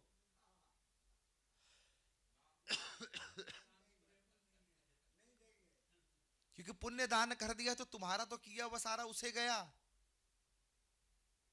तुम अटक जाओगे कि हम कहां जाएं। तो प्रश्न किया, प्रभु ये तो बड़ा भारी दान बता दिया आपने, पुण्य दान कर दो, मतलब करे इतनी मेहनत करके हम, फिर वो अचानक से आएगा और वो ले जाएगा। कहा राजन एक बात बताओ, ये जो पिंड दान करते हो इसमें कौन सा दान करते हो? हम पिंड दान करते हैं, भोजन आदि का दान करते हो, तो कौन सा दान कर रहे हैं? पुण्य का ही तो दान करते हैं। आज आपने अपने गए हुए दादाजी के लिए कुछ स्थान बना दिया, प्याऊ लगवा दी, भोजन करवा दिया, और क्या कहा, इसका पूर्ण फल पुण्य फल उनको फलाने को प्राप्त हो जाए। ये कौन सा दान किया? पुण्य दान किया। तो जो व्यक्ति अपने जीवन में सत्कर्मों को करके उसके पुण्य को अपने पूर्वजों को या वांछित को दान कर देता है, ऐसा प्राणी, ऐसे प्राणी को कभी भी अपने मंगल के बारे में नहीं सोचना चाहिए। अब फिर चिंता में, निश्चित बात है अपना मंगल कैसे होगा? तब नारद जी कहते हैं, नास्ति नैव मंगलम चिंत्य च कारण हरि चिंतयते केवलम। ऐसे प्राणी की चिंता स्वयं भगवान नारायण करते हैं कि उसका उद्धार मुझे करना है। जो लोगों के उद्धार में लग जाए, अपने पुण्यों को बेचना शुरू कर दे, ऐसा प्राणी भगवान नारायण के गुड लिस्ट में आ जाता है, और नारायण चिंता करके उसका उद्धार करने की कल्पना करते हैं। तो मत्स्य भगवान से सत्यव्रत प्रश्न करता है, प्रभु हमारे लिए अब क्या आज्ञा है? भगवान कहते हैं, प्रलय काल का 7वां दिन है, प्रलय काल की राशि अब शांत हो गई है, मैं अपने स्वरूप को इसी जल में विलीन कर दूंगा। पर्वत की चोटी पर ले जाकर उस नाव को मत्स्य भगवान ने बांध दिया और कहा, हे राजन, अब तुम यहां से नवीन सृष्टि का उपक्रम करो, मेरे द्वारा बताए गए मार्गों पर चलकर तुम सृष्टि का संचालन करो, निश्चित रूप से तुम्हारी मंगल होगा, तुम्हारी उन्नति होगी। इतना कहकर भगवान मत्स्य वहां से अंतर्ध्यान हो गए, और व्यास जी ने इस कथा को यहीं पर इति कर दिया। बोलिए मत्स्य नारायण भगवान की जय।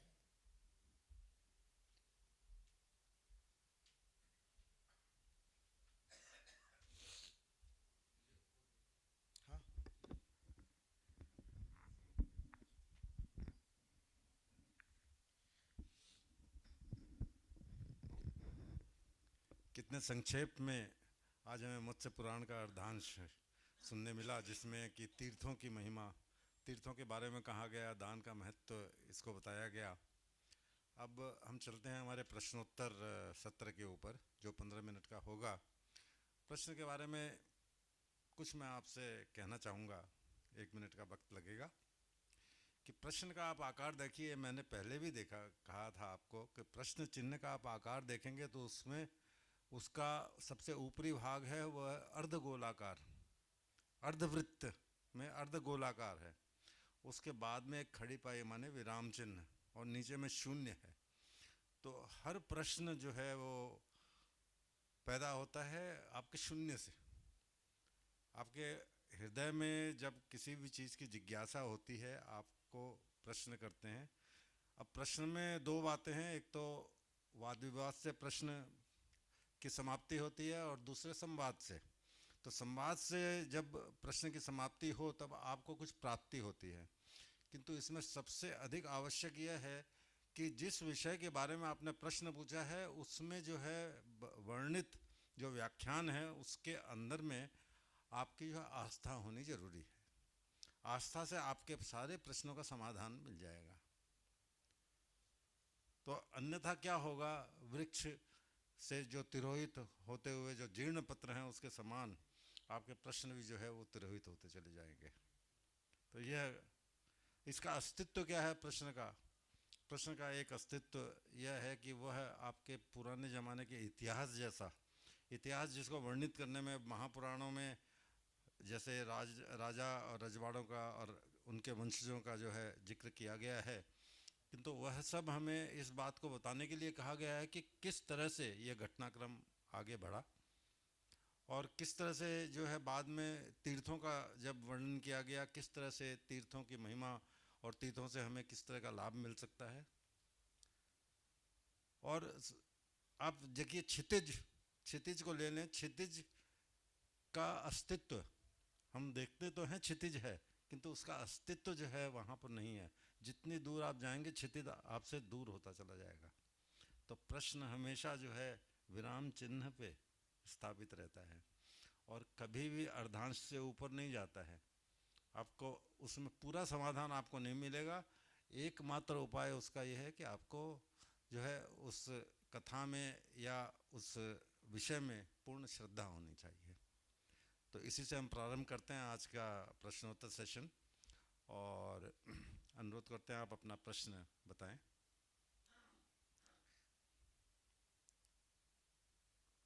ये मैं आपको ये दे देता हूँ, आप इसे ले लेंगे, उसके बाद घुमा लीजिएगा। थोड़ा सबको सुनाई नहीं देगा, 1 मिनट ये ले लीजिए, ये ले लीजिए।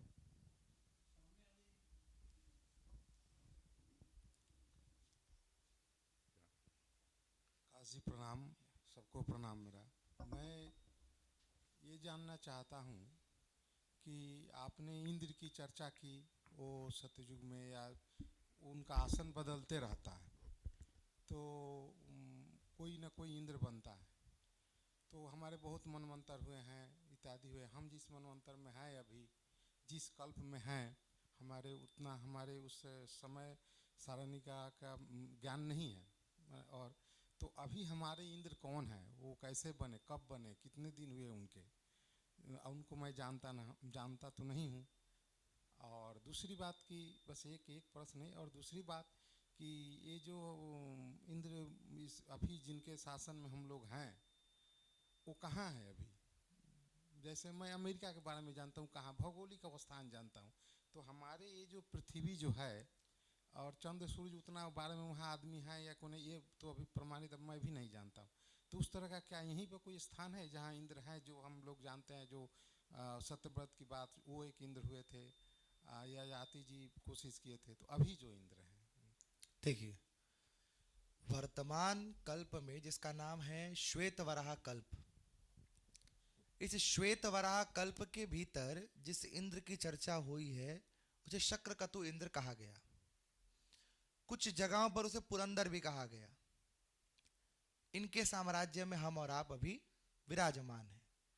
इसके बारे में यदि विस्तार से पढ़ना है कि इसके बारे में कि पूर्व जन्म में क्या थे, भागवत इसका प्रमाण देती है। जब गोवर्धन लीला भगवान श्री कृष्ण ने की है, तब यही पुरंजय इंद्र आकर के, ये पुरंदर इंद्र आकर के भगवान कृष्ण से युद्ध करते हैं और अपने शक्र कतु स्वरूप से, क्योंकि पूर्व जन्म में ये एक ब्राह्मण के पुत्र हुआ करते थे और ब्राह्मण पुत्र होने के कारण इन्होंने ऐसे ऐसे अनुष्ठान किए और करवाए और ऐसे व्रतों का पालन किया जिसके फल स्वरूप इन्हें इंद्रासन प्राप्त हुआ। यह आपके पहले प्रश्न का उत्तर है। दूसरा, आपने जो पूछा कि जैसे आप अमेरिका जानते हो, आप ऑस्ट्रेलिया जानते हो, भारत जानते हो, हम स्वर्ग आदि लोगों को नहीं जानते। मनुष्य बुद्धि की एक सीमा है और हम अपनी सीमा के मध्य में रह कर के ही उस बात को संप्रेषित कर सकते हैं। हमारे इतिहासों पुराणों में पृथ्वी लोक के ऊपर 7 लोक और हैं और पृथ्वी के नीचे 7 लोक और हैं, इनकी बातें कही गई हैं। जिस तरह ऊपर भू भुआ स्व सत्य आदि लोकों की कल्पना है, उसी तरह नीचे भी अतल वितल सुतल रसातल तल तलातल पाताल आदि की कल्पना है। अब इसे केवल कल्पना यदि कह दिया जाए तो आप खोजोगे कि इंद्र वर्तमान में यहां पृथ्वी पर होना चाहिए। तो इंद्र का प्रधान कर्म जो है वो है वर्षा करना। तो वर्षा यदि आप देखो केवल पृथ्वी लोक पर नहीं होती, वर्षा शुक्र ग्रह पर भी होती है, वर्षा ये शनि ग्रह पर भी हो रही है, वर्षा जुपिटर पर भी है, वर्षा नेपट्यून पर भी है, यूरेनस पर भी है। इंद्र को वर्षा का देवता कहा गया है। वर्षा सब ग्रहों पर समान रूप से हो रही है। इसका अर्थ ये कि इंद्र केवल पृथ्वी लोक पर सीमित नहीं है। पृथ्वी लोक उसके कार्यभार का एक दायरा मात्र है कि पृथ्वी पर भी जो वर्षा होगी उसका अधिपति इंद्र होगा। और ऊपर के जो लोक हैं वो हम मानवीय चेतना से उन्हें नहीं देख सकते, इसीलिए कुंडलिनी शक्ति का प्रयोजन आता है कि हम भीतरी चेतना को जब जागृत करें, कुंडलिनी को जब जागृत करें और कुंडलिनी जब 3 चक्रों को पार कर जाए और मणिपुर चक्र में अवस्थित हो, हमारा तीसरा नेत्र वहां जागृत होता है और तब उस तीसरे नेत्र के बल पर हम उन ऊर्ध्व लोकों की यात्रा कर सकते हैं, जिनकी यात्रा इसी बंगाल भूमि के परम भक्त माता काली के श्री रामकृष्ण परमहंस ने की है, साधना के माध्यम से ही की है। इंद्र आदि सब देवताओं पर विजय प्राप्त की और भद्रकाली का मार्जन करते हुए महाकाली के मार्ग तक पहुंचे हैं। तो हमारी बुद्धि केवल पृथ्वी लोक पर सीमित ना रहकर व्यापक होनी चाहिए कि सर्वभौममय, सर्वलोकमय, सर्वग्रहमय देवताओं पर जो राज्य करते वो इंद्र है। इनका शासन केवल इसी मनवंतर तक है, क्योंकि भगवान कृष्ण ने द्वापर के अंत में उन्हें वरदान दे दिया है कि आप इसके बाद और जीवन नहीं लेंगे, आप इसके बाद मोक्ष के अधिकारी होंगे। गोवर्धन लीला में उन्हें पापाचार का बोध हुआ है और इसके बाद उन्हें अब मोक्ष का अधिकारी बनाया गया। आगे सावर्णी मनवंतर आएगा, सावर्णी मनवंतर में राजा बलि इंद्र हो जाएंगे। और कोई प्रश्न? आशा है आप संतुष्ट हो। बहुत बहुत अच्छा प्रश्न था और उसका उत्तर भी बहुत ही अच्छा हमें मिला।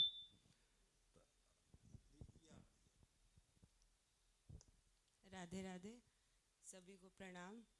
मेरा प्रश्न ये था कि जो आपने एकादशी का वर्णन किया कि व्रतों में सबसे प्रमुख एकादशी है, तो इसमें हम जैसे लड्डू गोपाल जी की जो सेवा करते हैं, तो हम लोग को भोग क्या मतलब फलिहारी जो खुद खाते हैं वो लगाना चाहिए या फिर जो घर में बनता है वो लगाना चाहिए? देखिए, इसके पीछे का उत्तर जो है ये आपके भाव प्रधानता पर निर्भर करता है। आप यदि प्रभु को परब्रह्म स्वरूप में उपास्य करते हो तो आपको उसी अनुसार व्रत पालन करना चाहिए, यानी जो स्वयं पाओ वही भगवान को लगाओ। पर यदि बालक भाव से उनकी सेवा करते हो तो उनके लिए व्रत का विधान नहीं है। जिस प्रकार आप व्रत करते हो पर आपके घर का बालक व्रत थोड़ी ना करेगा। वो घर का बालक हो तो 56 भोग पाते हैं। सारे ब्रह्मांड में नियम एकादशी पे भगवान चावल नहीं खाते और जगन्नाथपुरी में भर भर के मटका में भोग लगाते हैं। तो ये व्रतों का नियम भगवान ने हम जैसों के उद्धार के लिए लगाया। प्रभु व्रत से व्रतातीत है, प्रभु के लिए व्रत का नियम नहीं होता। वही। अच्छा, दूसरा मेरा ये था कि आपने जो 5 दान का वर्णन किया उसमें क्या गौदान नहीं आता? नहीं, देखो क्या? मैंने 5 महादानों की बात की। अच्छा, इन महादानों में अब जैसे 5वां पुण्य दान, पुण्य दान जब शब्द आ गया तो पुण्य करने के पीछे बहुत सारे कर्म है। तो पुण्य करने के लिए गौदान भी करना पड़ेगा, गौदान होगा तो पुण्य अर्जित होगा, वो पुण्य फिर दान होगा। यानी दानस्तु दानम महाकल्याणम, कि आपने दान करके जो पुण्य कमाया वो सारे पुण्य महापुण्य में समाहित हो गए। और गौदान है, बाकी जो बावड़ी आदि निर्माण है या जो भी आप शुभ कर्म करते हो वो सारे पुण्य दान यदि आप कर देते हो तो महादान की श्रेणी में आते हैं, अन्यथा हम दान तो है ही, पूज्य तो है ही। ठीक है। और कोई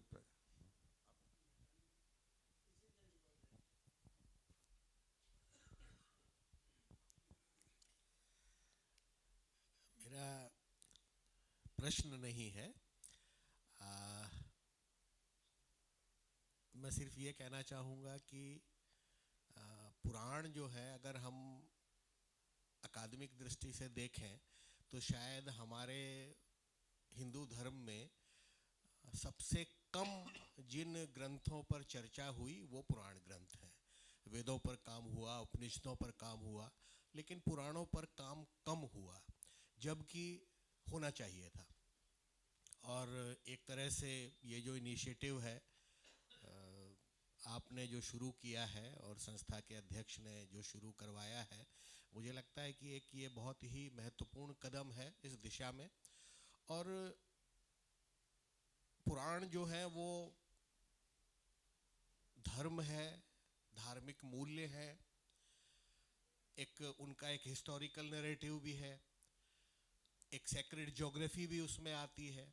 तो बहुत कुछ ऐसा है जो हमारे काम का साबित हो सकता है। मत्स्य पुराण की जहाँ तक बात है, मुझे लगता है कि तमाम पुराणों में सबसे प्राचीन और शायद सबसे वेल प्रिजर्व्ड जो पुराण है वो ये उनमें से एक है। और एक तरह से ये भारत में सांस्कृतिक एकता का भी प्रतीक है, क्योंकि ये संस्कृत में तो मिलता ही है, ये तमिल में भी मिलता है। हालांकि उसमें अध्याय कुछ कम हैं, उतने नहीं हैं जितने संस्कृत में हैं, लेकिन मत्स्य पुराण तमिल में भी मिलता है। तो हम ये मान सकते हैं कि सांस्कृतिक रूप से कैसे ये पूरा भारत एक था। जल प्रलय की कथा दुनिया की तमाम संस्कृतियों में, धर्मों में है, लेकिन हमारे धर्म वो जिस रूपक में आती है, जिस मेटाफर में आती है, वो बहुत ही सुंदर रूपक है मत्स्य का। भाई जब जल प्रलय होगी तो आदमी बचेगा कि मछली बचेगी? मछली बचेगी, क्योंकि वो तो अपने प्लेग्राउंड में है। और वही मत्स्य सबको बचाएगा, वेदों को बचाएगा और चीज़ों को बचाएगा। ये कल्पना अपने आप में बहुत सुंदर कल्पना है। तो बहुत आप अगर फैक्चुअली न भी लें पुराणों को, तो भी उनका जो एक व्यापक महत्व हमारी संस्कृति में बनता है वो हमेशा रहेगा। और मैं डॉक्टर आकाश शर्मा के प्रति बहुत आभार व्यक्त करता हूँ कि 2 सत्रों में उन्होंने बहुत ही सुंदर व्याख्यान दिया। और मैं संस्था के प्रति भी आभारी हूँ कि उन्होंने पुराण परिचय नाम की ये परिकल्पना जो है ये साकार की। धन्यवाद आप सबको।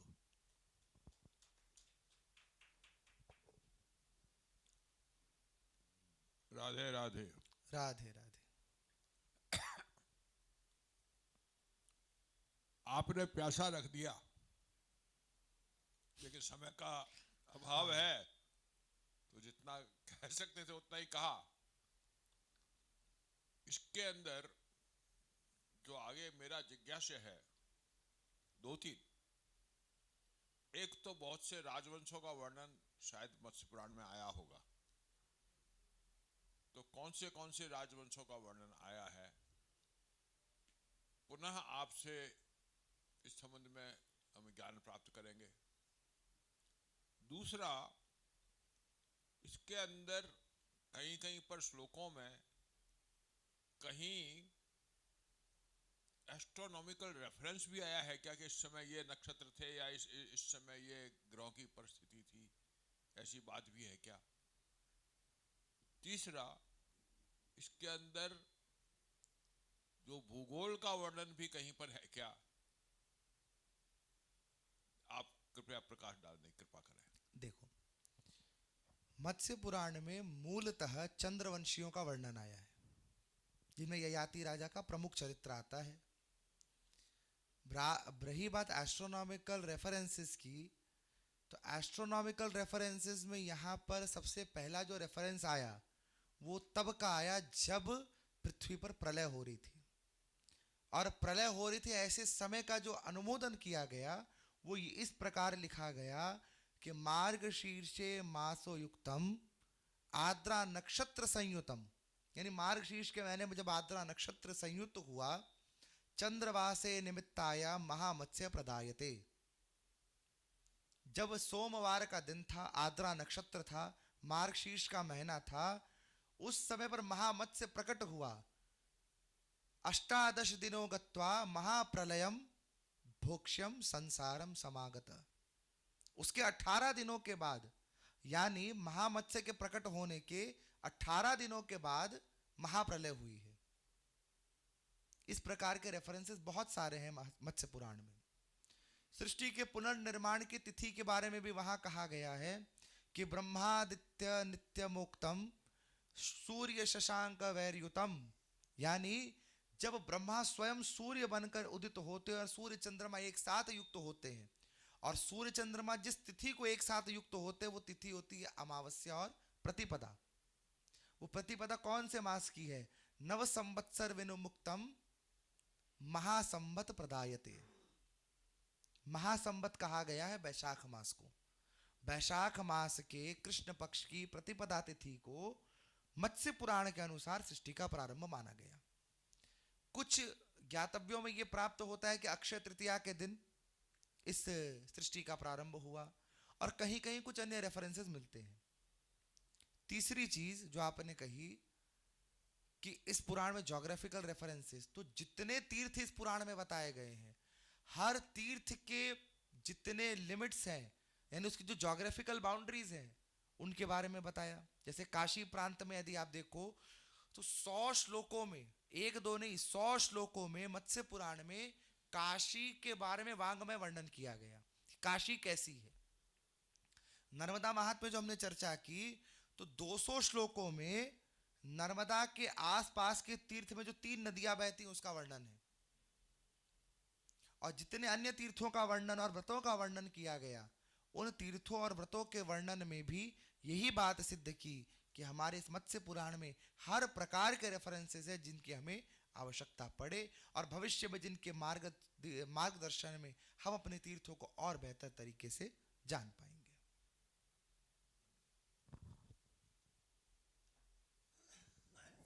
और किसी का प्रश्न?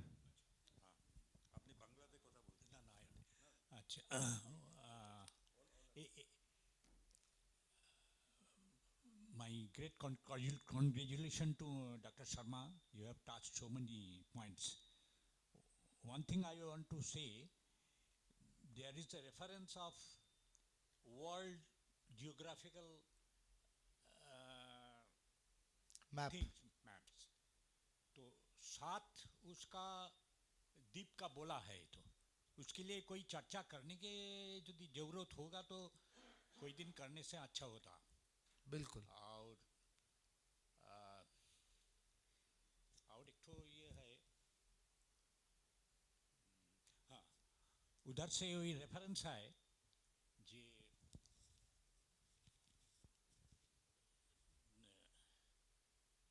समथिंग अबाउट गायत्री मंत्र एंड के लिए कुछ रेफरेंस है उधर में। और those who are doing some wrong things, they are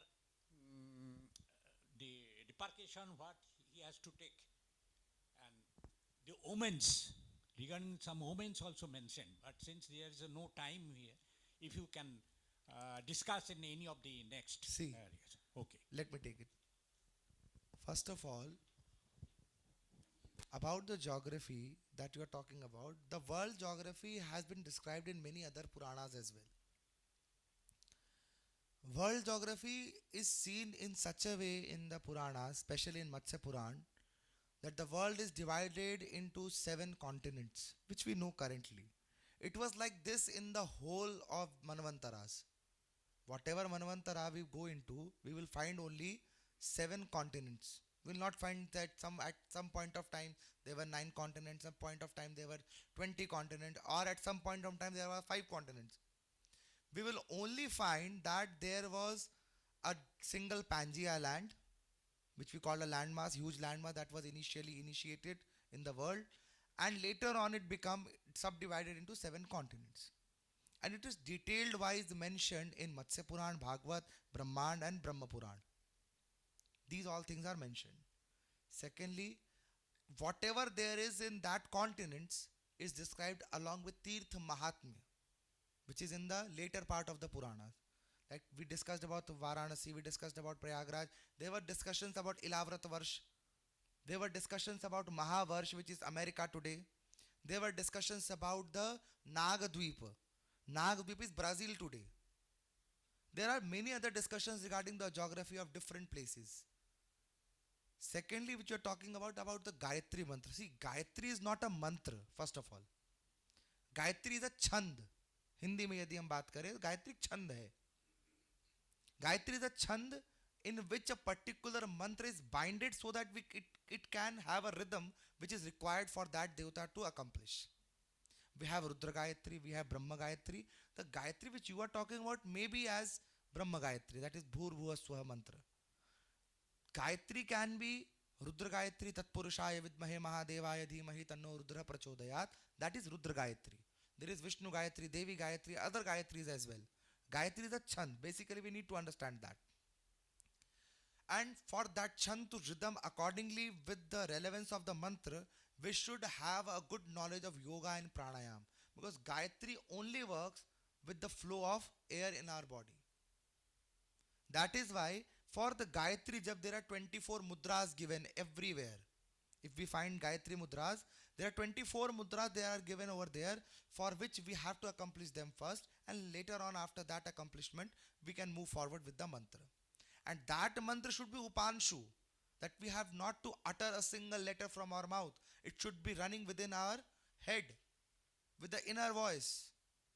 And that reference is available in Matsya Puran in Adhyay 291, the last Adhyay. Lastly, which you have asked about some women's.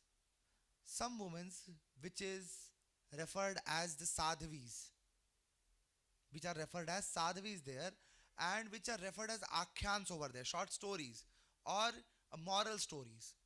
Not all women expressed over there are the real stories. Some are moral stories as well. And these moral stories are told to teach somewhat a better context to the topic, so that we can understand them in a good way. Rather than discussing it on a raw content, we are discussing it over a good way so that we can read and understand and analyze them, that whatever happened in that context, we can prepare it in our context. And that is what referred in Matsya Puran. और कोई? राधे राधे. राधे राधे. जैसा कि आपने कहा कि उसमें मत्स्य पुराण में है कि वेद वगैरह स्त्रियों को नहीं पढ़ना है, उन्होंने उसका, और स्त्रियों ने कहा भी कि मैं इसका त्याग करती हूँ. तो आज के समय में जो हम लोग जितनी भी स्त्रियां हैं वेद वगैरह सभी पढ़ रहे हैं, अध्ययन कर रहे हैं, आपसे भी चर्चा हो रही है सब कुछ, तो क्या उसका कोई कर्स होगा हम लोग? देखो, वेदाध्ययन 16 संस्कारों में एक संस्कार है. वेदाध्ययन करना 16 संस्कारों में एक संस्कार है कि वेद पढ़ने लोग जाते हैं गुरु दर्शन के बाद में. स्त्रियों के लिए वेद पढ़ना वर्जित किया गया, पर पुराणों में उनको अधिकार दिया कि आप पुराण पढ़ो. और पुराणों को इतना व्यापक बनाया गया कि आप वेद में जिस शब्द को गूढ़ता से जानते हो, स्थूल रूप से, जड़ रूप से जानते हो, वो फल रूप में पुराणों में उपलब्ध है. इसीलिए पुराणों को कहा गया सर्व सिद्धांत निष्पन्नम पुराणम इति. आपको एक अभी डॉक्यूमेंट मिला होगा बाहर में, हमारे आदरणीय बागला जी ने इसको उपलब्ध कराया. इसमें देखिए डेफिनेशन दिया हुआ है पुराणों को लेकर के. यस्मात् पुरा यानातोदम पुराणम तेन ततस्मृतम, यानी जिसका कभी त्रास नहीं होता और जिसका कभी अंत नहीं होता वो पुराण है. पुराण अंत नहीं है, अंतहीन है. और इन पुराणों में उन्हीं वेदों की चर्चा की गई है. तो माताओं को मूल वेद पढ़ने से मना किया गया, परंतु कहा कि आप ज्ञान से च्युत नहीं हो जाओ. उन्होंने ज्ञान अर्जित करने के अधिकार को नहीं छीना. केवल जो वांगमय देव है उनके प्रति जो मर्यादा का भाव है, उन मर्यादा का पालन करने के लिए वेदों से दूरी बना दी. वरना वेदमय तो स्वयं गायत्री, वेदों की सर्वशक्ति तो भगवती जगदम्बा है. उन्होंने भी इस धर्म को स्वीकार किया. और इस धर्म को स्वीकार करके आप देखो, किसी कथा में, किसी पुराण में माता पार्वती, लक्ष्मी, सरस्वती कभी वाचक नहीं बनी, हमेशा ग्रहणकर्ता बनी. और वेद कथाओं में भी कभी भी उन्होंने श्रवण नहीं की. वेद कथाएं माता पार्वती ने भगवान शंकर से बारंबार प्रार्थना की है, जो आप अथर्ववेद में पढ़ो और यजुर्वेद में भी, कि माता पार्वती ने प्रार्थना की है, दासो हम शंभुतो हम, कि हे प्रभु मैं आपकी दासी हूं, मुझे आप वेदों का ज्ञान प्रदान करो, मैं थोड़ी ना मर्यादा में बंधूंगी। मर्यादातीतम हम भुवनस्य, कि मैं भुवनाधिपति हूं, जगदम्बा हूं, मैं मर्यादा में नहीं बंधती। तब भी भगवान शंकर ने उस वरदान को याद दिलाया कि देवी, उस वरदान के प्रभाव से इंद्र के कारण संसार के हित के लिए इति कल्पांते वेदाधिकार नमस्यति, आपको वेदाधिकार नहीं है, आप पुराण श्रवण करो। और वही पुराण भगवती जगदम्बा ने भगवान शंकर से सुना, जो हम और आप भागवत कथा के रूप में देख रहे हैं। जी धन्यवाद। और दूसरा प्रश्न था मेरा कि आपने कहा कि तीर्थों में थोड़े दिन भी रहने से, एक दिन भी रहने से सारे पापों का हनन होता है, तो जो लोग भाग्य से प्रयागराज में रह रहे हैं या वाराणसी में बराबर रह ही रहे हैं वहाँ पर, तो क्या उनको कोई भी पाप उनको स्पर्श नहीं देखो, करता? तीर्थों में रहना और तीर्थ में निवास पाना दोनों अलग अलग चीजें हैं। जी तीर्थ में रहना वो है कि हम मनसा वाचा कर्मणा स्थान के प्रति आस्था रखते हैं, तब वो तीर्थ की महिमा हमें प्राप्त होती है। अब कोई व्यक्ति दुनिया के लोगों के अत्याचार करके काशी में जाकर आत्महत्या कर ले और वो सोचे मैं काशी में मरा तो मुझे मुक्ति प्रदान हो जाएगी, ये संभव नहीं है। क्योंकि काशी से मुक्ति से पहले उनको भैरव तंत्र से गुजरना पड़ता है, और भैरव तंत्र में उनकी परीक्षा होती है कि उन्हें तारण मंत्र मिला कि नहीं, और तारण मंत्र मिलने के बाद मुक्ति होती है। तारण मंत्र हर किसी को सुलभ नहीं होता, इसीलिए तीर्थों में जिन्हें निवास मिला वो सौभाग्य से अवश्य मिला, पर यदि तीर्थ में उनकी श्रद्धा नहीं हुई तो वहां रहकर भी वो मुक्ति का अधिकारी नहीं हो सकते। और जो तीर्थ में ना जाकर के तीर्थ को केवल चिंतन में भी रख लेते हैं, वो भी तीर्थ में जाकर मृत्यु प्राप्त करने का अधिकार प्राप्त कर लेते हैं। यानी कलकत्ता में रहकर आप ये सोचो कि जीवन पर्यंत मैं काशी में वास कर रहा हूं या कर रही हूं और मैं काशी में ही प्राण त्याग रही हूं, ऐसा भाव यदि मृत्यु के समय आ गया तो काशी में जो मृत्यु का फल है वो आपको कलकत्ते में रहकर ही प्राप्त हो जाएगा। ये तीर्थ की महिमा है, क्योंकि तीर्थ कोई स्थान नहीं है, तीर्थ एक भाव है। जी धन्यवाद।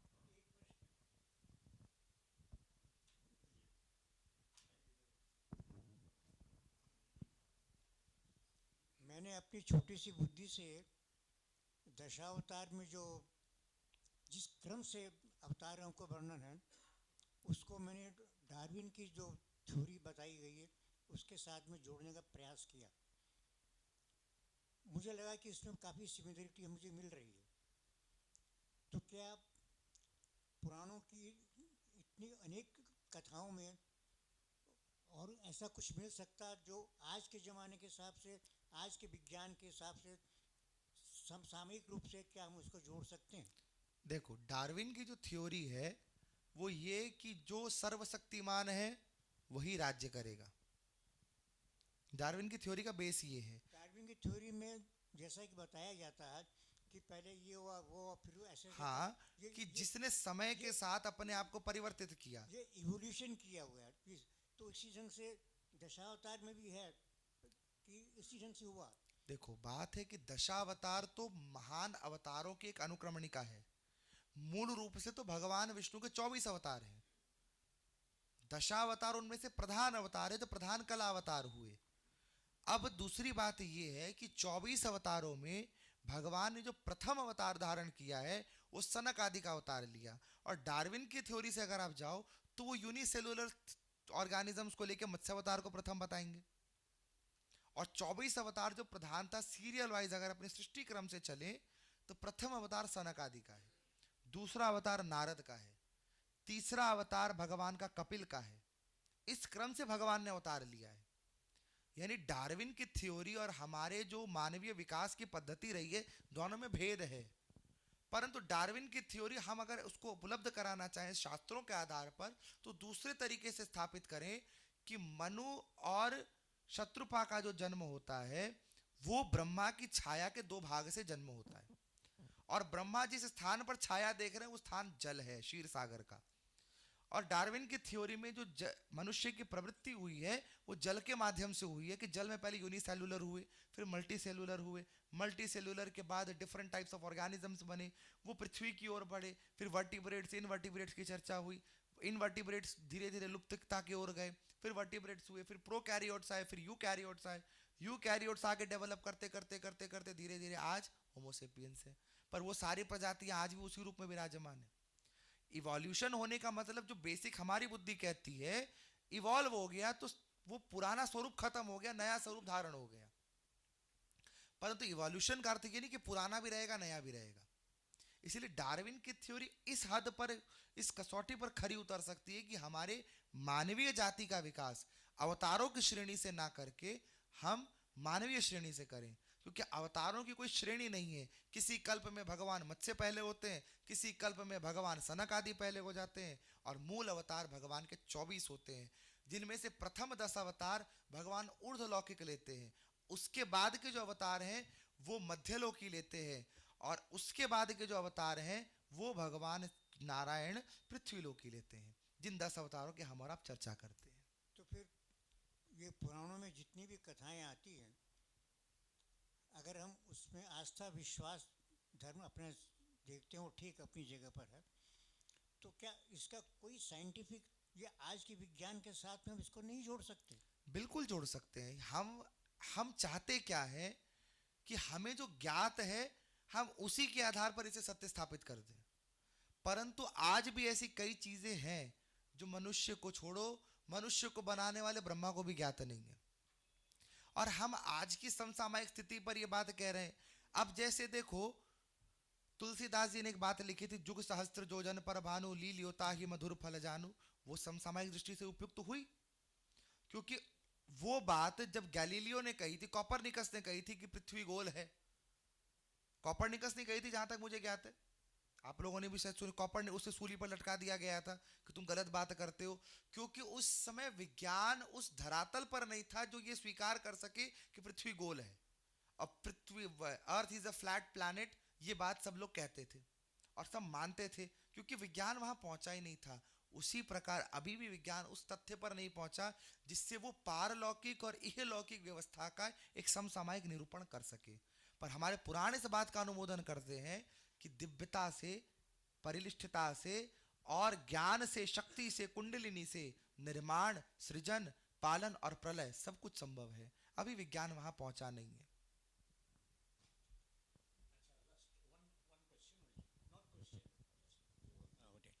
Now, this is the 10 अवतार है, ये कि सही है तो 9 अवतार होने सकता है, 10 अवतार तो नहीं आया है, तो इसके लिए what is your idea? Number 1, देखो, भगवान के अवतार पूर्व निर्धारित हैं। हाँ, भगवान अवतार लेंगे, that is pre defined, it will come, situations will come like that, like when it was said that there will be a Krishna avatar. At that moment there was no Krishna avatar, but Bhagwan was saying, I will take an avatar at this point of time, at this particular place, in this frame of phrase, I will take this avatar. So avatars are predefined, that this will come and definitely come. so 10th avatar will come, that's why, but we are taking the 10 avatar. हाँ, we have to take 10 avatars. Another point, तो Avatar means it will come down to the earth. It is existing already. It is nothing to be created.